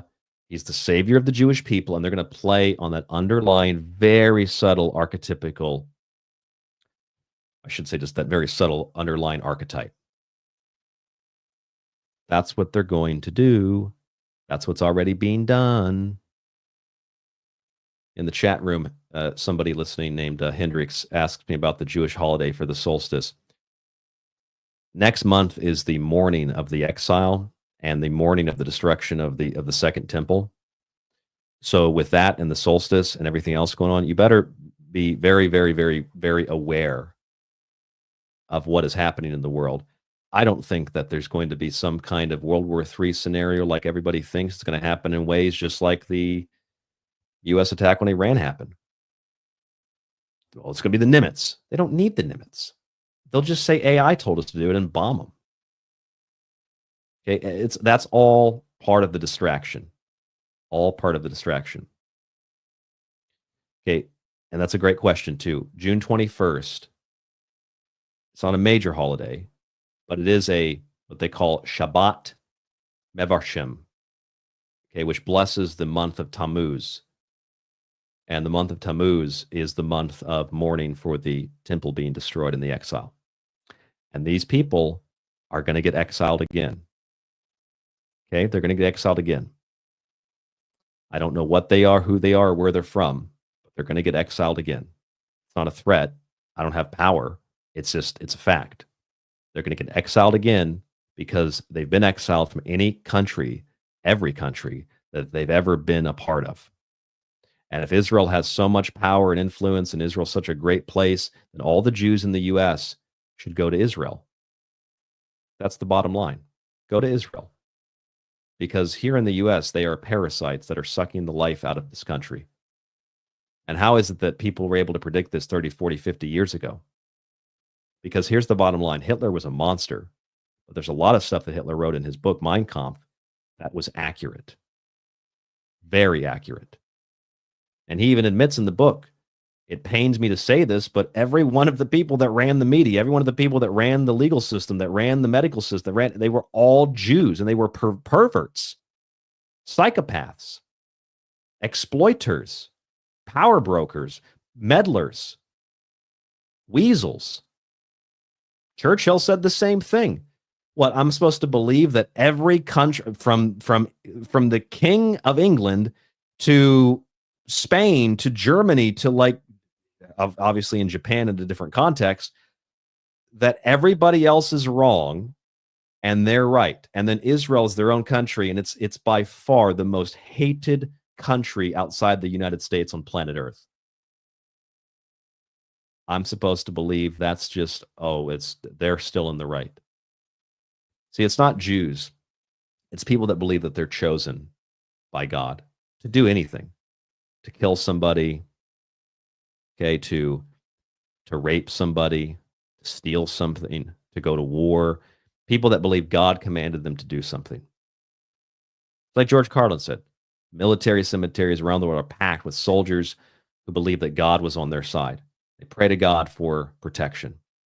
They pray to God for support and for guidance. And someone's going to be upset. Someone's going to be disappointed. Because God's not there. God's not there or there or there. God's here. This is God. Yes, the synagogue of Satan in the book of Revelation. Yes, the children of Remphan in the book of Acts. Yes, in the book of John, the children of Satan, the liar and the deceiver. Another reason they hate Jesus. Okay, so let's admit that we've been duped, all right? Let's just cut our losses now. It's like, I'm not a gambler, but I've seen enough movies and I've seen enough people that gamble. You know, you lose a few dollars, few $100s, but you almost won. And maybe you win like $20 back, and and then you're down $500, and you're down $1,000. Okay, this is what this is. You've lost a few hundred. Okay, admit that you lost the few $100s and walk away. Because if you don't walk away, you're going to lose everything. This is where we are. This is the way. If you do not admit that you are wrong and that the game is rigged, then you are going to be completely destroyed and ruined. Okay. I'm not, how about this? Let's just all agree. Okay. Everybody who understands what I'm saying, let's agree. Let's not make fun of these people. Let's not mock them. Let's not say I told you so, although I fucking told you so. Let's just admit we were duped and we were conned, and we are Americans, and we abide by the rule of law, and we don't abide by the worship of a personality or a foreign country. And we can acknowledge that Iran, Russia, China, these are not necessarily great places. We're definitely lying about them every day in our media.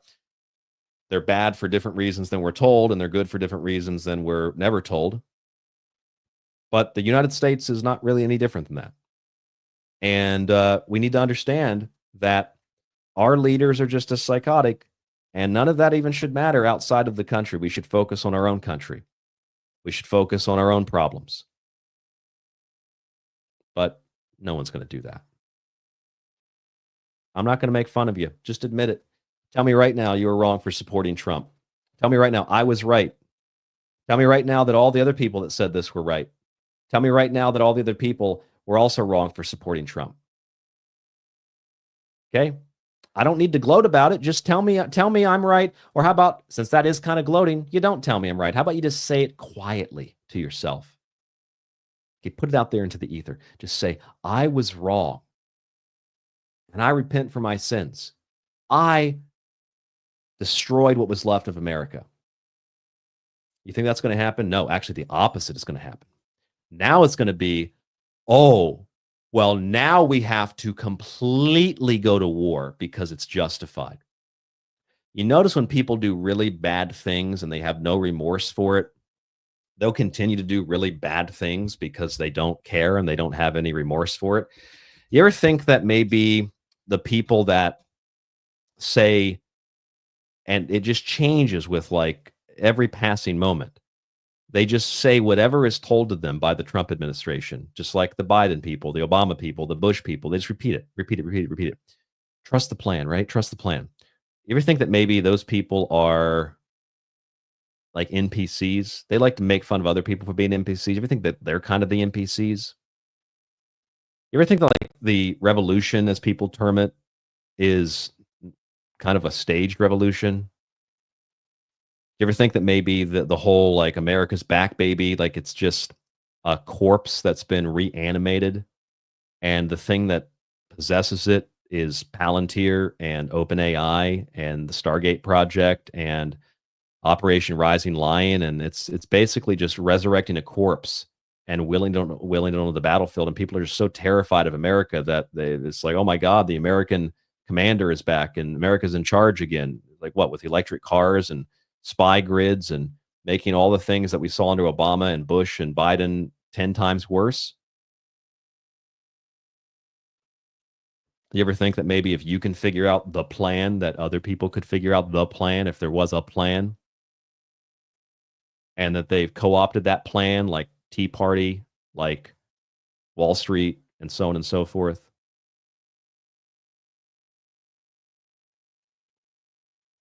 I completely agree with you, Nate. He said before Trump ever set foot in the White House, the only way they put someone with his message in office would be to make a really bad example of everything he stands for. Absolutely. That's why they will. No one is ever going to trust the United States again. No one is ever going to trust the term peace again, especially coming from Americans. No one is ever going to trust making America healthy, making America great. It's one last giant slap in the face, because these people came to Trump and said, look, we'll put you in power, do a few things for us. You know, we clearly just don't have the support. As many blind Democrats as there are. They made a deal with him. They probably threatened to kill him and his family. They shot at him a couple of times, blamed it on Iran. They said, get with the picture. Okay, and you can save America. You will be the hero. They played on his fault. That's what the devil does, right? You want women, you want men, you want money, you want power. What do you want? And the devil gives you some little gold coins that dissolve into coal. That's what they gave Trump. What does Trump want? What is Trump's downside? What is his Achilles heel? Ego. Ego. They played on his ego. That's it. You'll be in charge. You'll be known as the hero, the president that saved America. And we will install you as the president. And that's where we are. And now he's found out that you can't make a deal with the devil and you can't get away from it. Everything that Trump stood for, just like Harvey Dent, will be torn down by the Joker and will be exposed where there were weaknesses that are natural weaknesses. They will be exposed. And the whole idea, the whole image, America first, let other countries pay the bills. We're going to stop paying it, bring the troops home, shut down the border, stop this perversity in schools and the sexualization of our kids. And they're going to pervert and pollute all of it as a last and final up yours to what is left of America, what is left of the idea of America, and what is left of the final resistance in the city of Zion. That is what we perceive to be the last resistance against the globalists. Newsflash, the globalists are running America, and Trump is one of them, and he is compromised by them. And this is, I believe, I don't think it's the whole truth, but I think it's a much closer version of the truth than anything we've heard so far from anybody. Because all you have in the alternative media are people trying to justify. Every day it's justification. Stop trying to justify it and acknowledge it for what it is. I mean, how can people like me know this is going to happen? I'm not smart. I don't have insiders, but I knew it was going to happen. How do I know that? No, God didn't tell me. That's ludicrous. How did I know that? And if I knew that, the plan was pretty damn naked and pretty damn exposed, then wasn't it?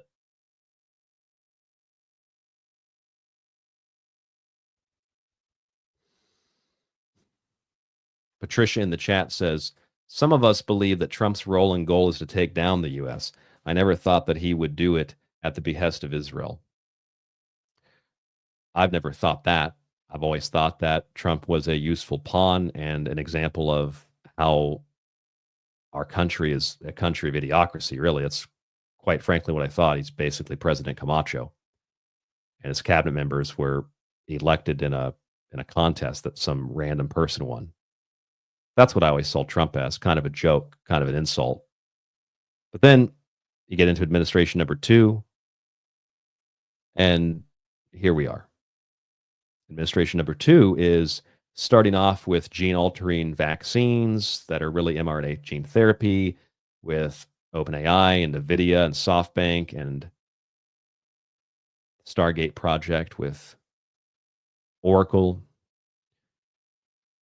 And within a few weeks, we have major crackdowns on free speech, free protest, free expression, free religious belief at the behest of a foreign country.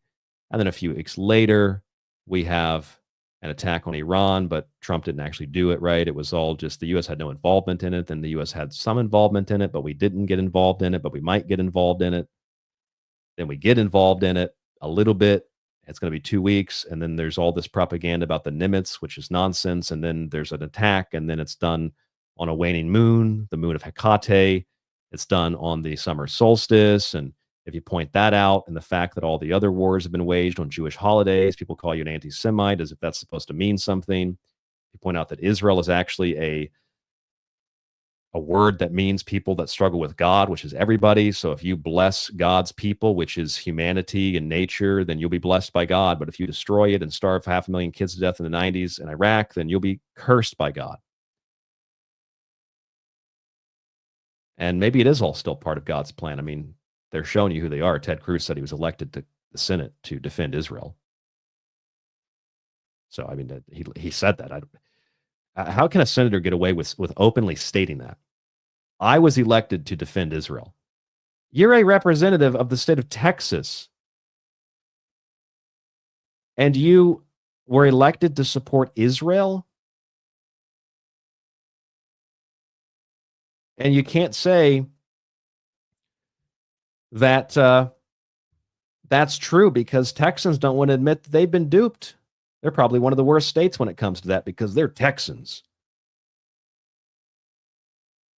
Hell, I don't know if it's really an admittance, but I always said I don't fully trust Ron DeSantis.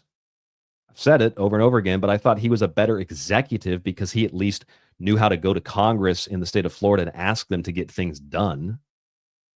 He knew how to actually be an executive and not just get on TV and sign executive orders left and right, or have people bring him executive orders like Trump does, or Biden did, or auto pins. I said he was a better executive.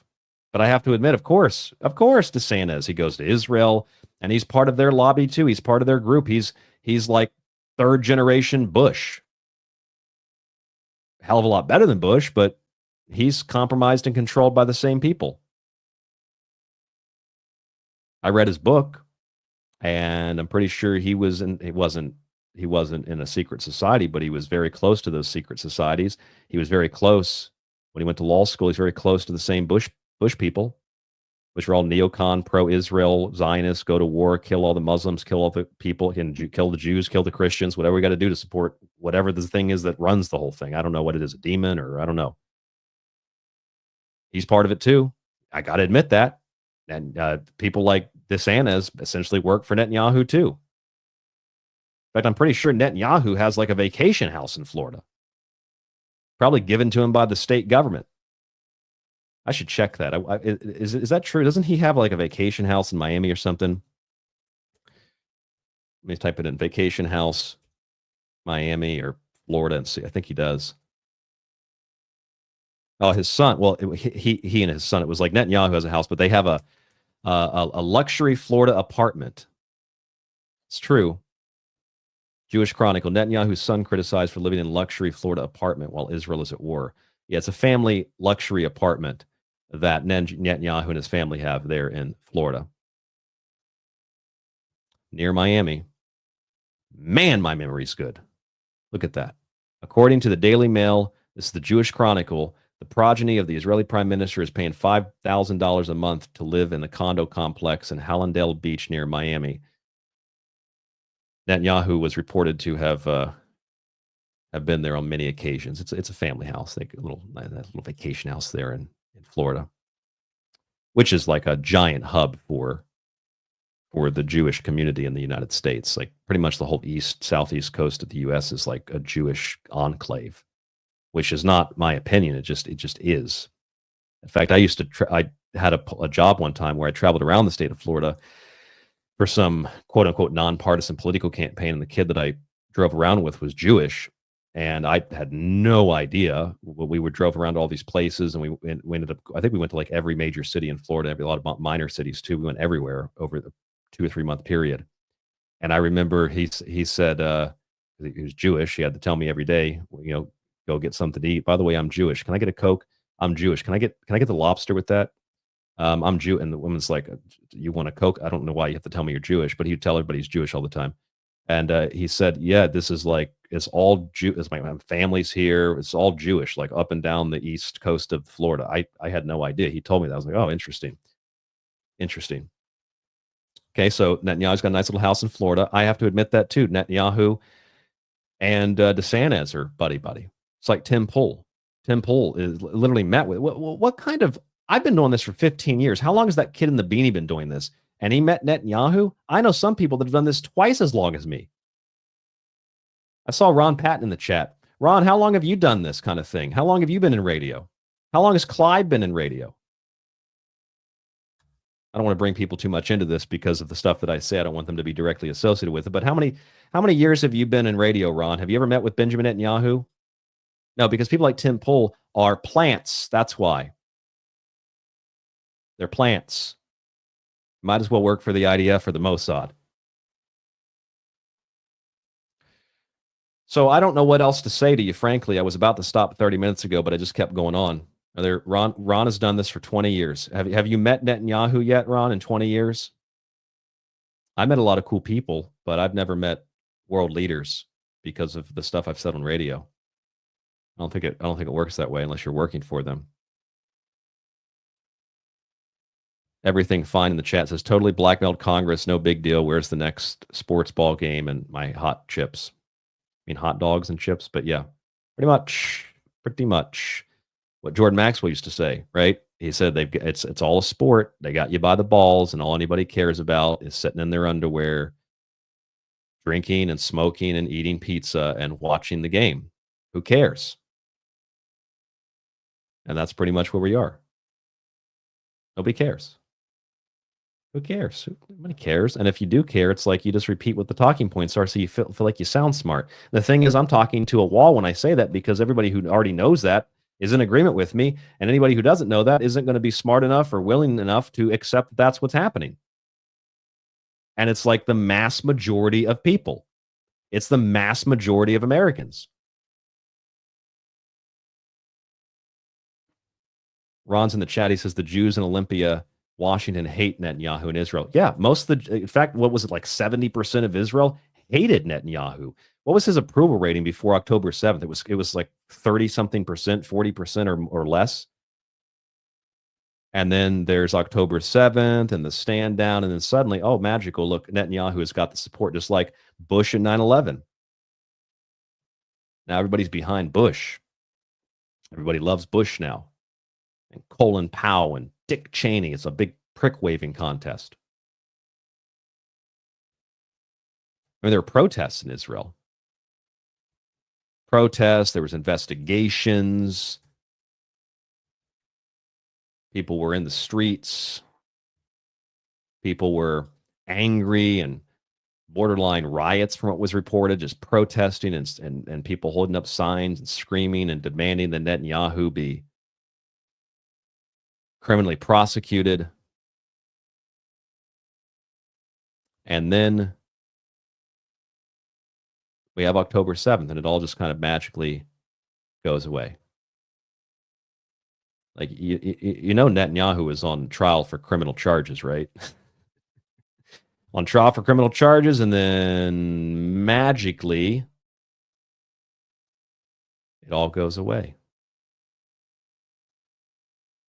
Here's the Jerusalem Post, if you don't believe me. Netanyahu's office investigations, what we know so far. This was posted in November of 2024. Obtaining and leaking top secret documents. That's case number 1. We scroll down in the article. Case number 2, protocol tampering. We scroll down in the article. Case number 3, blackmail. Well, that's just scratching the surface, folks. Here's another one. This is pretty telling here. The Times of Israel. Look at the date on this one, June 2nd, right before the attack. 5 years into his criminal trial, cross-examination of Netanyahu to begin on Tuesday. Oh, right before the attack on Iran? So what? There's riots and protests. Get him out of office. He's corrupt. He's destroying Israel. He's destroying the image of the Jewish people. And then bang, October 7th. And then the criminal investigation goes on, but it's partly suspended. We'll investigate things later. And then the 5 years into his criminal trial, the cross-examination of Netanyahu begins Tuesday. And then bam, Iran. You think that that's a coincidence? You think that that's a random occurrence? Like, seriously, I mean, at this point, ladies and gentlemen, at this point, folks, it's not only that you can't believe nothing that you see or hear. They've got multiple levels of propaganda now where it's like, it's not like running one kind of interference. There's like 50 different things happening at once that are all fake, or maybe 2 things are real. And you just, there's literally not enough time in the day to scrape through it all to figure it out what's true or not. It's like I said on the show last week, when 9/11 happened, it took a few years and people started to figure out what's going on, and there was a whole movement against the wars and against, you know, the official story. And it took like 10 solid years to really get a good solid movement going where we knew for sure this is undisputed, something was wrong. Now it's like 10 minutes. But because there's so much information and there's so much availability of access to that information where you can get it while you're on the toilet taking a dump, you can look at your phone and find this stuff. They have to fill and flood the airwaves. They have to fill and flood the internet with fake stories that drive down stories like this.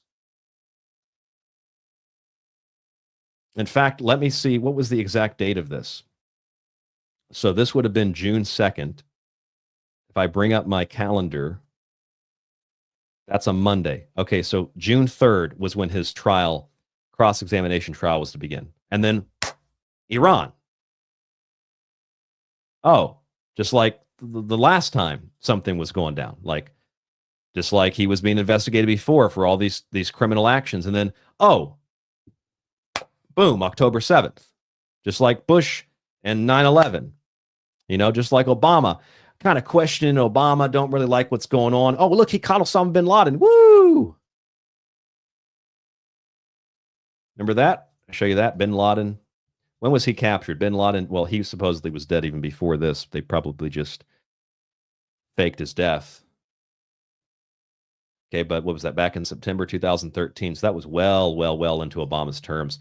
Starting to slip a little bit, and then, oh, he caught Osama bin Laden. Got him. Saved America. Saved America. It's the same story over and over again. I'm telling you, you got to watch that movie, Wag the Dog. Was that the name of it? Wag the Dog? I always get it wrong when I say it. Yeah, you got to watch that 1997 film, Wag the Dog. It's a political scandal with the president. So they hire a Hollywood producer to literally stage a war that isn't happening, but to stage the war. Which, watching that movie again, I was thinking, frankly, all the stuff that we've been lied to about, Putin is hacking into our voting systems using the computer terminal from Fallout 4. All the stuff we've heard about videos that are from like 7 years ago that are being used as proof of something happening in some other country, or fires in the Amazon, pictures that are taken in like the 80s that they're like, oh, look, there's wildfires. And it was like that picture was taken in 1987. All that's like, frankly, I question sometimes. I'm starting to get to the point where I'm questioning. I don't even know if we did bomb Iran. Frankly, I don't even know if that's what the supreme leader of Iran looks like. Frankly, I don't even know if like Iran knows that we're claiming to bomb them. I don't even know, frankly, if I can believe any of it. Like, frankly, sometimes I think like we're in a simulation and we're just told like Iran's the enemy, we're bombing Iran. And like we're in a closed off system where Iran doesn't even know what's happening in the US. We're just telling our people this bullshit that doesn't exist. There's no reality. It's all fake. That's really what it feels like. It really feels like that. There's literally a reality television star acting like he's got a feud with Benjamin Netanyahu, acting like the United States of America has credible information about a nuclear bomb. And yet it's all based on an AI algorithm. It's all a simulation. It's not real.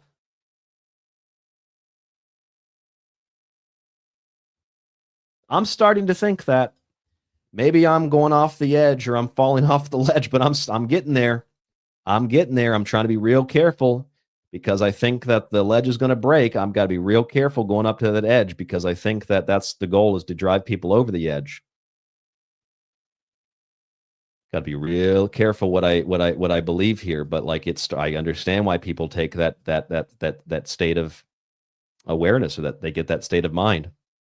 I understand because that's what it feels like. Like I feel like if I called up, if I just got my phone and dialed somebody I knew in Iran and said, "Hey, did you know that we bombed Iran today?" And they'd say, "Bombed Iran? What are you talking about?" And you said, "Yeah, we bombed these three different sites." And you said, they said, "I didn't hear about that. Where were these sites at?" And you say, "They were. Let me look here. They were Fordo, Natanz, and Isfahan." And they're like, "Dude, I'm in the city. I'm in one of these places right now. They didn't bomb. You know, nobody bombed it. What are you talking about? Where'd you hear that?" That's really, I think, where we're at. I mean, is it any different? Frankly, is it any? I don't literally believe that, for the record, okay? But is it any different than this story? BBC hijacker 9/11 still alive and well. And this is an archived story. BBC News. Hijacked suspect alive and well. Well, how can he be alive if he was a hijacker? I don't understand how that's real. In fact, listen to me. What I'm saying, I'm halfway joking, but I'm halfway being serious, because one of these guys that I forget the guy's name. It was one of the so-called hijackers. One of them was having breakfast with his family. He was a pilot for an airline. He was having breakfast with his family when he was contacted, And someone said to him, I don't know if it was a friend or somebody in the government, and they said, do you know that you're on American TV right now? And he said, no, I'm having breakfast with my family. What do you mean I'm on American TV? Maybe he was having dinner or something with his family. They said, yeah, you're being listed as one of the hijackers who just attacked the World Trade Center. And he said, well, I'm here with my family having food. I didn't do it. I didn't do that. And the guy is not only alive, he wasn't even in the United States. He was in, I think he was in Saudi Arabia. He was having food with his family. That was mainstream news. They just said, oh, this guy did it.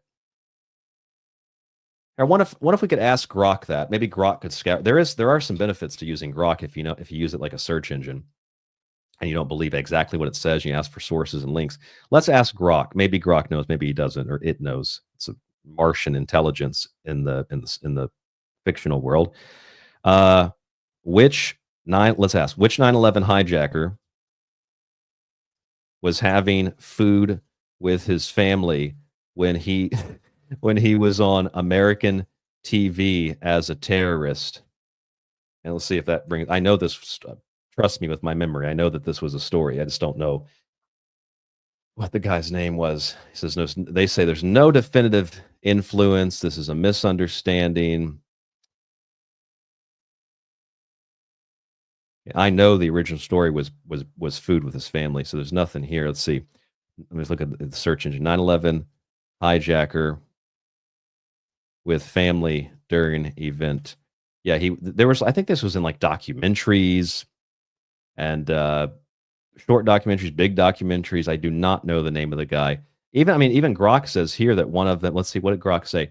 This query might stem from a misunderstanding, misinformation, or conflation of events possibly related to media coverage or fictionalized portrayals. Some hijackers, such as Nawaf al-Hazmi and Khalid al-Midhar, were recorded at a party in San Diego in 2000, but this was not a family event, nor was it broadcast on American television at the time. Footage was later seized by the British police and analyzed post 9/11. Okay, yeah, that's definitely not it. Take my word for it. It's probably scrubbed, just like the report of that other flight that was supposed to take off. Then I think it was Flight 93. It was ABC News, Cleveland.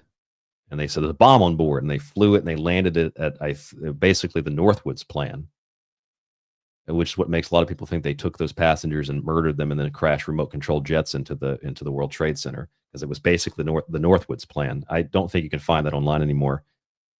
Let's see, Flight 93 grounded bomb threat. It's a really old story. It's 25 something years old. Probably can't find it on any of the. I have a physical copy that I scanned into my digital archive. It is in my 9/11 archive if you're a subscriber to the Secret Teachings. It landed in somewhere, I think in Ohio, and it was Cleveland. Let's see if I can type one more time. Let's try this. Cleveland, maybe just Ohio, ABC News. I want to say channel 15, maybe something like that. But it was Flight 93. Yeah, there's a couple references here. This one says it was hijacked. See, everything is fake because the story. I could just to prove it to you, I could sit here and go through my archives and find it for you. It all just feels so fake. Hijackers still alive. People having breakfast with their family or dinner with their family. People that are supposed to have killed themselves and are still alive. It just like do you see what I mean? It just feels fake. Hey, how you doing in Iran? Great.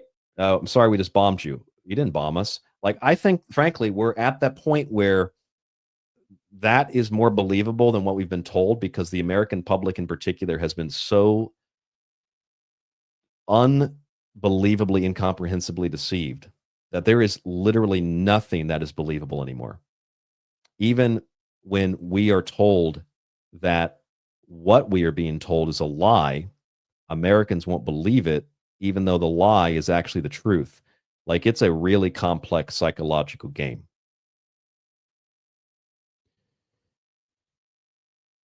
I say that as I got to wind down the show now, coming up to 4 hours, but the important keynotes to take out of this are the main thing here, the Mosaic program, which was what was instrumental in deciding to bomb Iran. That means AI is behind it and driving it. And also the news clip I played you, that was the Fox News clip where they said that they waited for a waning moon what the waning moon is, and then the whole Friday the 13th and the witching hour, and then all the other Jewish holidays that the other wars were engaged on, or we enter those wars or overthrew leaders. But part of the blood sacrifice, that's what it's all for. All right, so I'm going to stop there, and I will look into the chat room and make any comments from what I see in the chat. Thank you all for tuning in tonight. I really only wanted to do 2 hours. Frankly, it's really hot in here. I don't have the air conditioner on because it's just the middle of the summer. It's going to be irrelevant if I turn the air on. So I want to get out of here, and I would like to not have to sit in front of the computer all day. It was supposed to be my day off, but this is really important.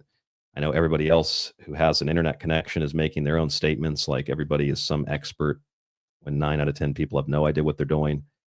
And I know that a lot of people are terrified and afraid. And I can tell you this, don't be terrified and afraid, because they don't need to destroy the world. There doesn't have to be a nuclear exchange. All they need are the optics. They need the optics of the Messiah. They need the optics of the Third World War. They need the optics of the justifications for what is happening. That's all. They just need the optics of it. They need the image of it. They need the threat of it. And if they get that, everything else will fall into place. So don't be afraid. The world's not going to blow up. The world's not going to fall into some fallout alternative reality where we wake up in vaults tomorrow. Okay, that's not going to happen. But the world can change very quickly. It changed when we had a little virus that was invisible. Remember that? We only need the optics of war. The world doesn't have to burn. Final stage will then be complete. In fact, an invisible virus changed the world, and so can a mostly invisible war. And once again, remember to consider those questions. Why can't Iran have a bomb? They'd attack Israel. Aren't they doing that right now because Iran attacked, or because they were supposed to build a bomb and Israel attacked them? Isn't that what's happening? They'd attack the United States. Well, don't you think that like now would be the opportune time to do it? Wouldn't they do it now? But they still haven't done it. So I think it's all a lie. And then furthermore, I mean, why do they chant death to America? Because Trump took the U.S. out of the deal back in 2018. That's one reason. Why do they burn Bush effigies? They just didn't like Bush because of his name or something? Too sexual? What's the reason? There's a reason behind that. None of it makes any sense when you analyze it, and don't just take it at face value. All right. Let's see what else we have in the chat. Sig in the chat says the party is on. World War III is well underway. Regime change in Iran is coming all by design. 1,000% B-2 bombers are in Europe equipped with 30,000-ton bunker busters. All the world's a stage. Some people saying goodbye. Hey, if you have questions, go ahead and ask them, or if you have comments, go ahead and post them in the chat. A lot of new listeners that popped in here. Mistos is here. Shalash, how do you say that? What does that mean? Shalashka. Say 2,500. 2,500 is here. Francois, Nada is here. Everything is fine. A bunch of other listeners. Thank you guys so much for tuning in, so much for listening tonight. And yeah, I mean, if you are going to pray, I would pray that things de-escalate, but I wouldn't pray for Iran. I wouldn't pray for Israel. I would just pray for human civilization, and I pray for people's minds, which is the real battlefield. It's the real Armageddon. It's the real jihad. It's the real holy war. It's the real infidel. It's all happening in the mind, figuratively and literally.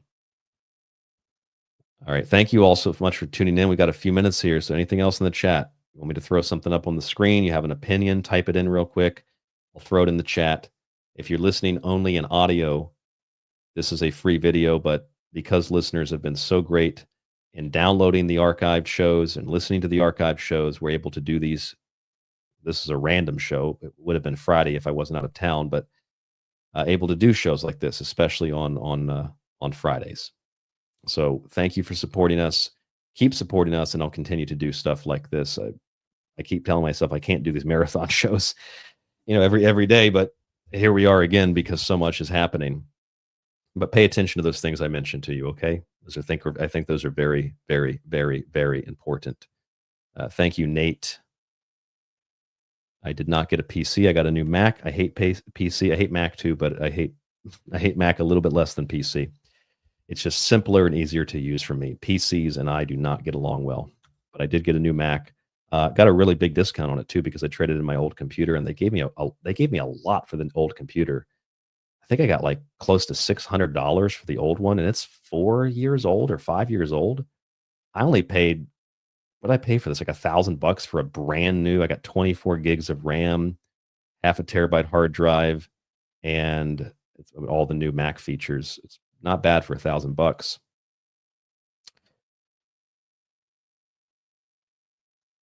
I'm already super. If you're saying Super Saiyan, everything is fine. Yes, I've already gone Super Saiyan. Put my hair up a little bit straighter. It's over 9,000. Now that's where people's hatred are going to be for these people. The whole world does not like Israel, and they're going to find themselves getting expelled again. Thank you, Patriot Girl. I really appreciate that. Thank you so much for tuning into the show. Nate says, one suggestion, get yourself a plug-in camera and a tripod to avoid these shakes. Well, I mean, I could avoid the shakes, but I've been moving things around intentionally here. I might have to, if I had a camera like that on a tripod, I'd probably have to move it around too. I keep moving because my back hurts sitting in this chair. So every time I move and adjust, and I have to move this again. So good recommendation, but I'm only moving it because my back hurts. I think it's the main reason. Yes, pray for peace. Whatever that even means. And hey, remember that if you're a human being, you are Israel. So you will be blessed if you bless humans and not a chosen group of people that consider themselves to be the master race.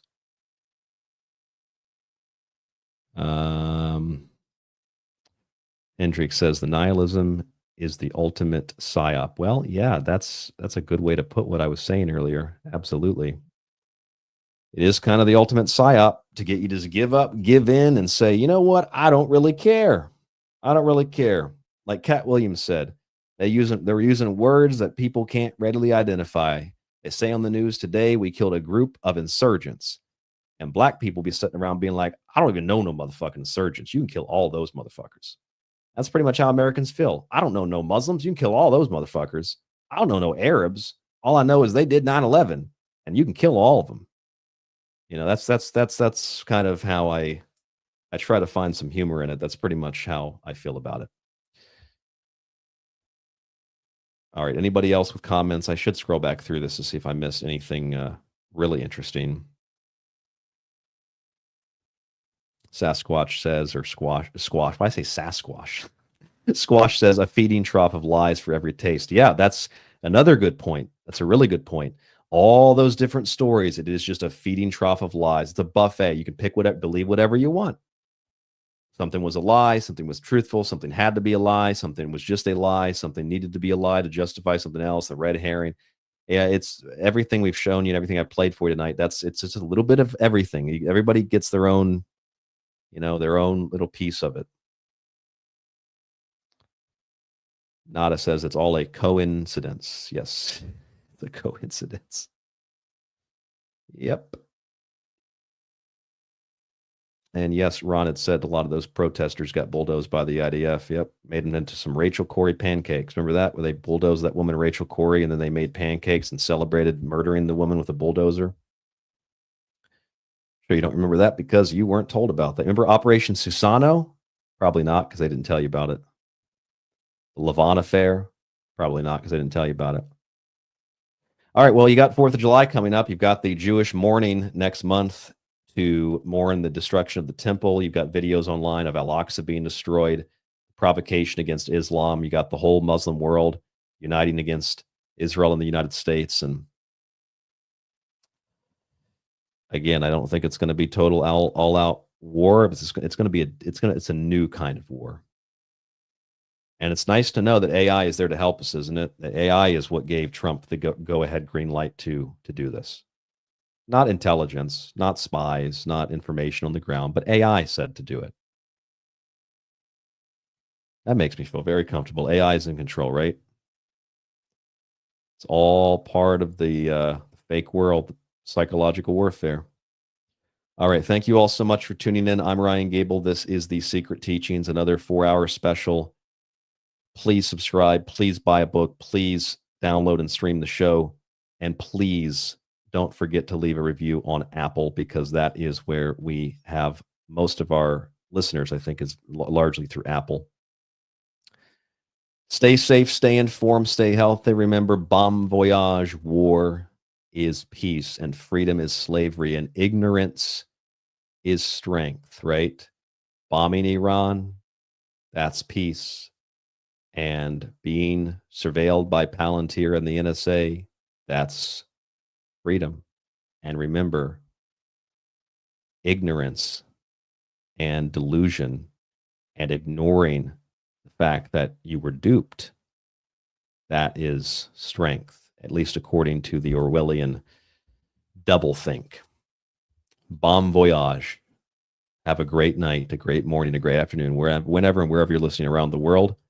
Thank you so much for tuning into The Secret Teachings tonight. Please share the shows, and I will talk to you. I'll speak to you in the next broadcast.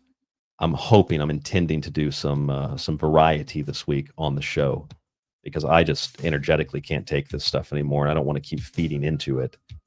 But if I find anything new, I do feel compelled to share it with you. Have a great night. Talk to you later.